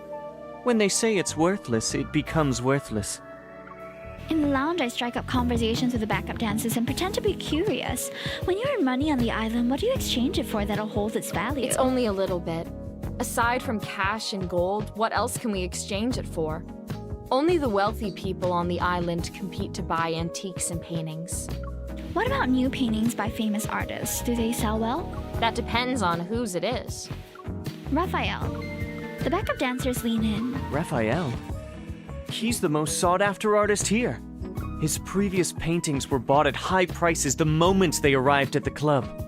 The backup dancers who acted as messengers back then earned substantial commissions. Did they now? Let us take a look. I haven't seen Raphael's authentic works yet. The backup dancer's greedy yet suspicious gazes shift toward me. Raphael puts himself in front of me. You don't need to see the painting. As long as you can help us, everyone will get a share of the commission once the deal is made. Ooh! So many sneaky things happening in the background. I heard there's something good here. Can I take a look? Money isn't a problem. Of course. The question is, do you know what you're looking for? Raphael's authentic works. Oh, his authentic works. Good. At least you're not just asking around.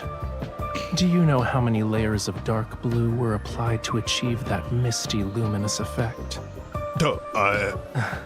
Sorry, my boss doesn't do business with people who don't know quality. Raphael's paintings require a thorough selection process. He's so picky about it. I love it. All the dancers here are begging me to buy something. I need to see the goods first before I make any decisions. Got it. My boss isn't in a hurry either. People have been approaching us all night. There's already someone who basically agreed to the deal. If you want to outbid him, it'll probably be difficult. In this club? Sorry, I can't ignore the privacy of future clients. He's so good at these dealings. Ever since word spread about Submerge, Raphael's new painting that was stolen, is looking for a buyer. People have constantly sent inquiries related to it. Raphael manages to navigate flawlessly. He alternates between arrogance and sincerity and manipulates every inquiry like a puppet master. For all we know, he's manipulating us, but I'm buying into it and I'm enjoying myself, so whatever. But it's been several days now. Arlen still hasn't shown up. Are you tired? Your eyes have glazed over. No, I don't often see you like this. I was captivated when I watched you.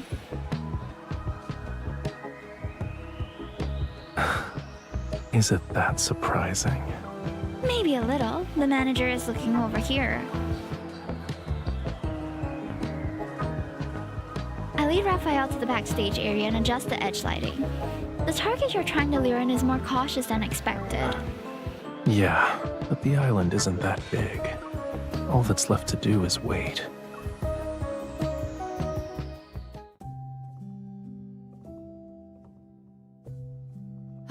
That was the last of them. The screen has been adjusted according to your instructions. The crowd disperses, glasses cast blurry shadows, and the bustling club briefly closes its curtains. Even in the sunless polar night, the place will be alive again without needing to wait for the sunrise.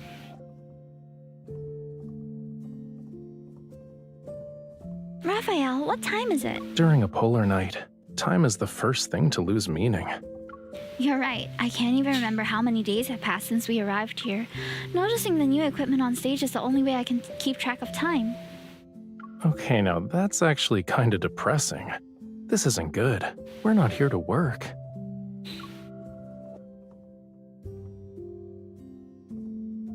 He pulls me up from the sofa. Is Mr. Bodyguard going to forego his duties for a while? Mr. Bodyguard will stay by your side. But the moments we should be sharing together need to be more than this. Since we've got the chance, we can have more meaningful experiences to mark the polar night. Don't tell me you're going to... A mischievous glint dances in Raphael's eyes as he pulls out 2 new outfits. Looking good. When you're dressed like that, you'll be the most captivating dancer here. But I only care about my dance partner's gaze. How are the stage effects? Do you want to check them out, Miss Designer? Sure. We step onto the center of the stage and the flashing lights overhead seemingly become dancing flames in my swaying vision. Hi, Spoopy Andy. The floor beneath our feet vibrates with a fierce rhythm. To the beat of the drums, we move closer amid interwoven lights and shadows. We pass each other, only to move closer again. Oh! Falling through the night, calling for your light. I know what I feel, but you pull me near. Oh my gosh, the pyrotechnics! Now setting it a fire and we'll let it grow. We come alive, come alive, yeah, we'll do it. Let's get a jam in the chat, yeah.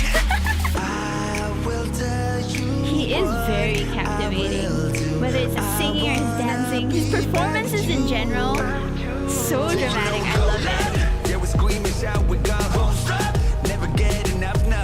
This time we will push it even higher. I wanna be back with you. Oh, let's go. To run, lose my mind, come undone. Take me down, take all I am. I don't know when we had the time to practice, but I guess at some point, you know?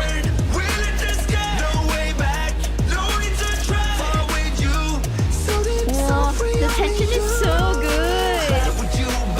Give the choreographer a raise for this, dang. Bad with you. I wanna be bad with you all day long. I love it. Oh. And once the performance is over... You know, the way you danced was different from normal. I don't know what's normal. I hardly dance. Whoa, Capidon! It really makes me want to do something else with you. Ah! He's being very blunt. It'll be dangerous.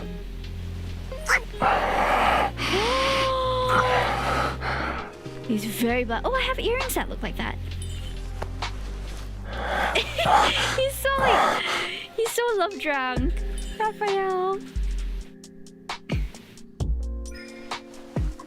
Are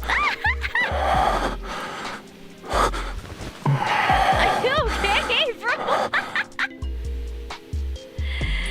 I'll tell you when we return to our room. Close the door, and I might become more dangerous. Well, that's some heavy breathing, yeah. Do you always go up the stairs this slowly? Maybe you're the one to blame. That's not necessarily a bad thing. Ooh. Let me see just how bad you can be, okay?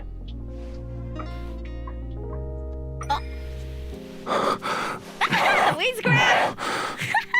You can be worse. Whoa! Before we leave, you better let us be bad together. This is probably the spiciest, most blood card we've had so far. His intentions were not hidden whatsoever. Oh! I did not expect this chat. Hello? Hello? This is the only card where like, oh, did that? They definitely did it, yeah. Excuse me, in none of the other cards did they strip and give me a shirtless jump scare. This is so funny though, I'm so thirsty. Kitachi, thanks for the water team. Water. Water. Yeah. Oh, yeah. Well. Oh no! Is he okay? What happened? Rafayel? The sudden commotion instantly jolts me awake. Raphael's lying on the floor and we awkwardly stare at each other. Light from the jellyfish falls diagonally across his cheek and eyelashes. His eyes sparkle with myrrh. Mr. Bodyguard protects people by falling off the bed? It proves you weren't holding me tight enough. It should be like this.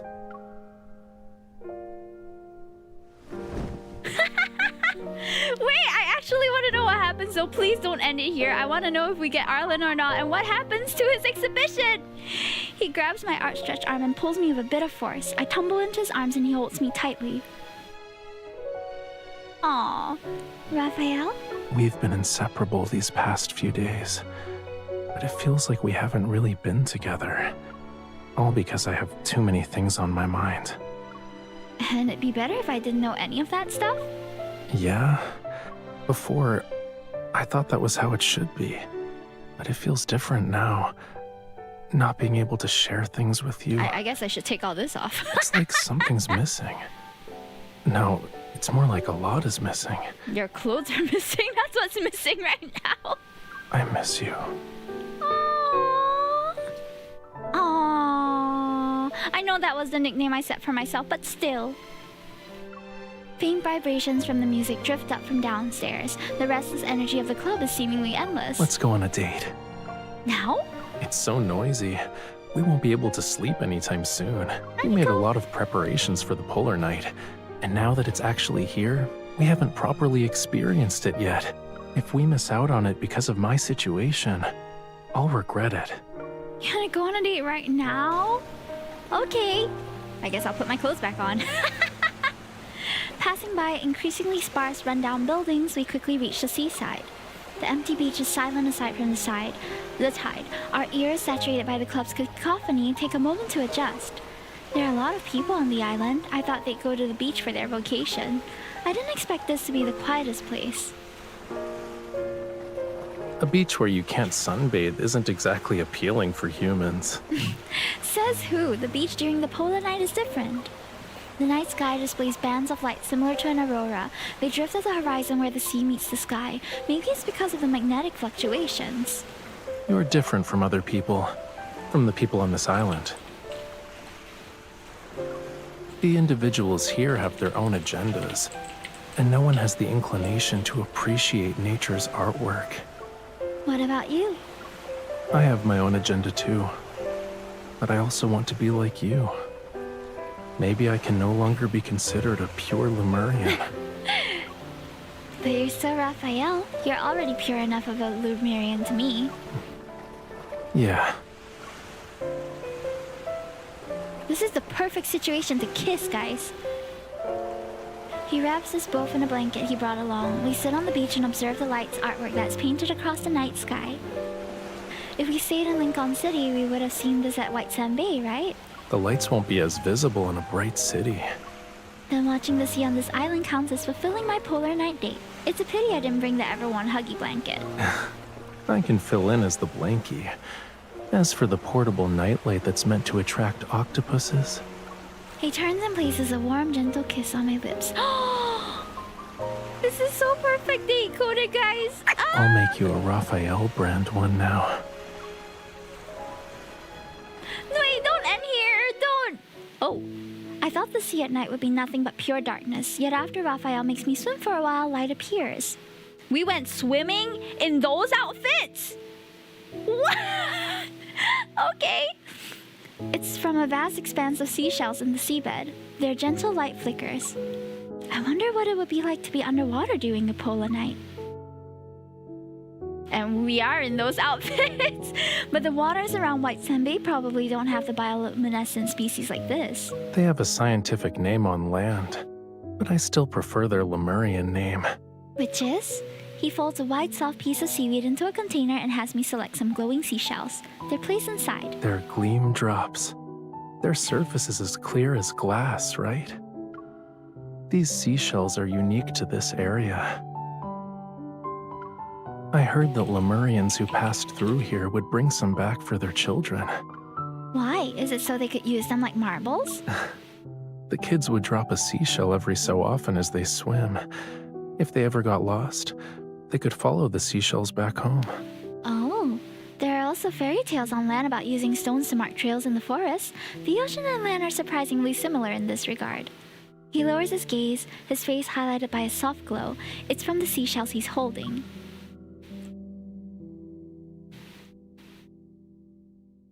Ooh. The journey back to the shore is no longer dark. The glowing seashells in our hands illuminate the sea before us. In the tranquil ocean, there's only the sound of water rippling as we swim. Yet, I don't feel lonely at all.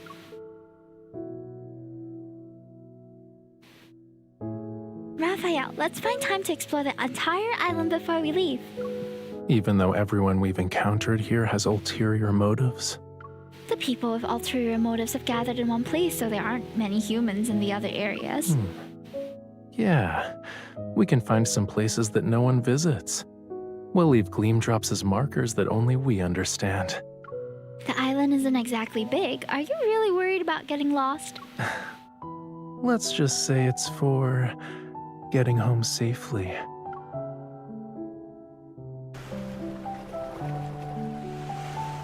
Although the polar night dilutes our perception of time, it can't stop time from passing. Rafayel's still handling inquiries from buyers who aren't our target, but aside from that, the remote areas of the island have gradually been marked with gleam drops.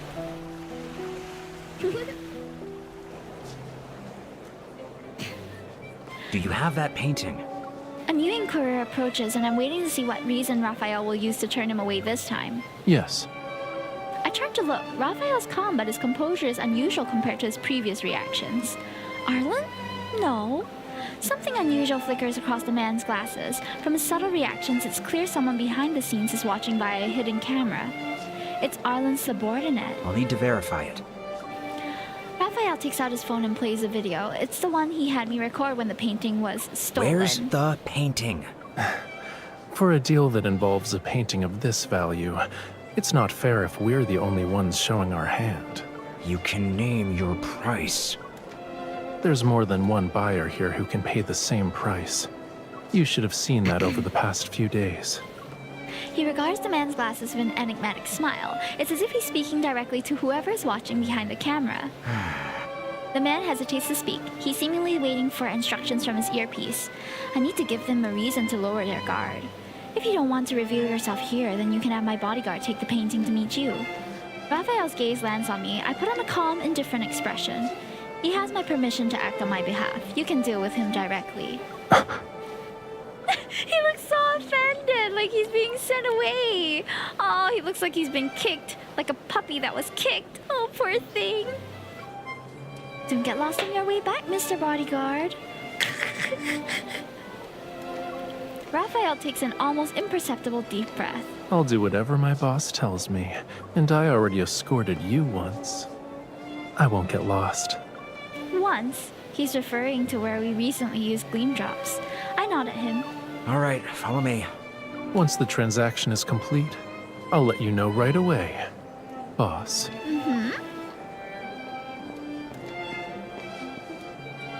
After Rafayel leaves, I pretend to be relaxed and continue adjusting the lights on one side of the stage. Soon, I notice a pair of eyes occasionally glancing in this direction. I knew they'd still be watching. While adjusting the lights, I discreetly confirm the person, then I call out to the backup dancer who's passing by. Do you see that gentleman in the gray coat over there? He has something good to sell. You know him? Yeah, he's looking our way. Go say hello. What he has is even more expensive than mine. The backup dancer's eyes immediately light up, and they rush around to surround the man. I seize this opportunity to hit the switch and slip away once the stage goes dark. Oh? The place where Rafayel and I last gathered gleam drops is a ruin deep within the island. When I arrive, a small cluster of seashells glimmers with a faint silvery white light under the dim moonlight. Rafayel isn't here yet. I turn around to find a thin, frail child timidly looking at me. Rafayel told me to find you. My name is Vaughn. Vaughn? I crouch down and see his clothes are tattered. His exposed skin is covered with scars. Where did you come from? A bunker. There were so many guards. Unease begins to grow in my heart, but then a familiar voice echoes in my mind. Getting you involved was selfish of me, but I need you. What else did Rafayel tell you? He said you'd take me home. Yeah. We can find some places that no one visits. We'll leave gleam drops as markers that only we understand. Let's just say it's for getting home safely. He's been leaving clues for us all over the place. Chaotic footsteps resound in the distance. Whether they belong to pursuing guards or not remains unclear. Take Vaughn and leave. Rafayel believes in me, which is why he entrusted Vaughn to me. I won't let him down. I suppress the urge to immediately find Rafayel and hold the boy's hand. Stay close to me, Vaughn. I won't let them take you again. The seashell markers that Rafayel and I left help us avoid the crowd and lead us all the way to the deserted seaside. The weak boy steps into the sea, the dark clouds disperse, and moonlight illuminates the ocean's surface. Faint scales appear on the boy's cheeks. Miss, will Rafayel get in trouble? I'll find him, don't worry. You go first, get to a safe place, and you can contact us. Okay. Will we meet again? We will, soon. The boy nods, turns, and dives into the sea. I catch a glimpse of a light-colored tail beneath the water. It reflects the moonlight for a moment. Maybe another young Lumerian also returned to the sea by following a trail of gleam drops home. A distant thunderous sound makes the ground tremble. The endless night is suddenly illuminated by a massive blaze out of the corner of my eye. This is like an action movie! Rafayel! Oh! The fire spreads rapidly and the sky above the island is bathed in crimson light. Panicked, people flee toward the coast where boats are docked. Rafayel! I go against the crowd and run to the place where the fire burns the strongest. The flames are like crimson waves that devour the pitch-black sky. A familiar silhouette slowly takes the shape in the sea of fire. It's like a shadow formed from flames. I'm okay. What about you? I'm fine. Vaughn has already returned to the sea. Thank you. Are you okay? I thought he was relieved, but Rafayel's expression seems somewhat distant. I've seen this look before. It was when we were on the beach outside that winery. He invited me to dance in the rain. Maybe he doesn't realize it. He looked like this for a second at the time. Do you want to dance? But it's not raining today. Also, everyone here is running for their lives. I take his hand and it's not as cold as I expected. I'll still hold on to you. I know. I'm bound to you. It's not just that. We're still accomplices. Yeah. What happened there? Who stole our boat? By the time the fire is extinguished, it seemed like everyone had already fled. The air is filled with the acrid smell of smoke and ash. We returned to the club because we wanted to transport the fish tank to the seaside, the one with the jellyfish. Today's waves are bigger than before. The polar night is probably about to end. The seawater has also been affected by the magnetic field fluctuations. I had a fully thought-out plan, but I somehow overlooked the possibility of our speedboat getting stolen. This shouldn't be a problem for a Lumerian, though. We crash down and lower the tank into the sea. The jellyfish swims out. Rafayel watches the jellyfish glowing body gradually disappear beneath the waves. I watch Vaughn return to the sea the same way. Lemurians will take him to safety. Don't worry. I thought about the ways you could hide dangerous intentions without being detected, but I overlooked the simplest answer. You're here to save someone. A person can only do so many things. Some of my people are always looking out for Lemurians in distress. The evolver in the club who can sense intentions, and the bunker where Vaughn was held. They provided me that information. Vaughn would have been rescued earlier if the bunker hadn't been so heavily guarded, and you wouldn't have been dragged into this. Below the water, my finger finds his. That means I would have missed a chance to become your accomplice. Yeah.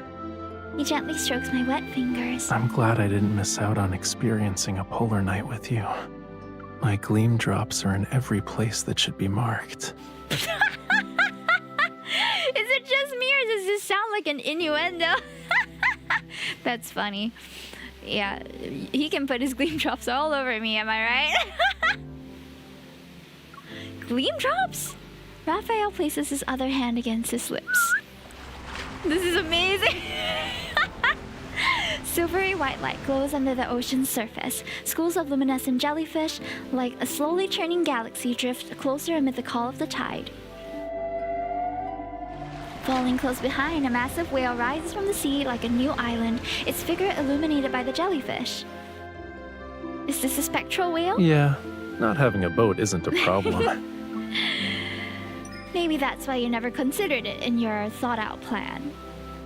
Rafayel takes my hand and leads me into the ocean. We sit on the whale's broad back. It'll take a while for us to return. I have plenty of time to wait for you to finish what you were saying. What I was saying? Where else did you leave gleam drops? Was it when we were together? The sea shimmers with light because of the jellyfish, and the reflection in his smile ripples out with them. I left them at this very moment. In every moment I've spent with you. Like little memories. Do you get it? Aww. Do we get it? Do you get it, chat? Do you get it? We did get a lot of it. Ayy. He leans in, his breath warmer than the sea breeze. If a Lemurian is lost in his hatred one day, then the gleam drops in his life will guide him back to where he came from. Back to your side. Oh, are we making out as we go back? Nice. The seawater gently flows over bodies as a whale slowly dives into the sea. We're back on the path we took to get here.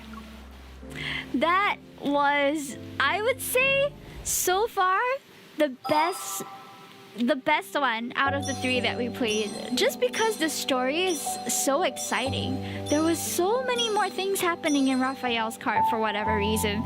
There was a whole side mission, a whole syndicate scheme that we were a part of, and I thought that was really exciting. With Zayne and Xavier's, it's definitely a more comfy, more everyday life with them kind of vibe. But this one took us on a real what do they call it? A real ride. I hope you guys enjoyed that. And that will be all for tonight. We've played 3 of the cards. And in the next stream is going to be when we cover the last 2 cards, which are Silas and Caleb's. So stay tuned for when that's going to happen. It's probably going to be sometime in November, since end of this week is already November.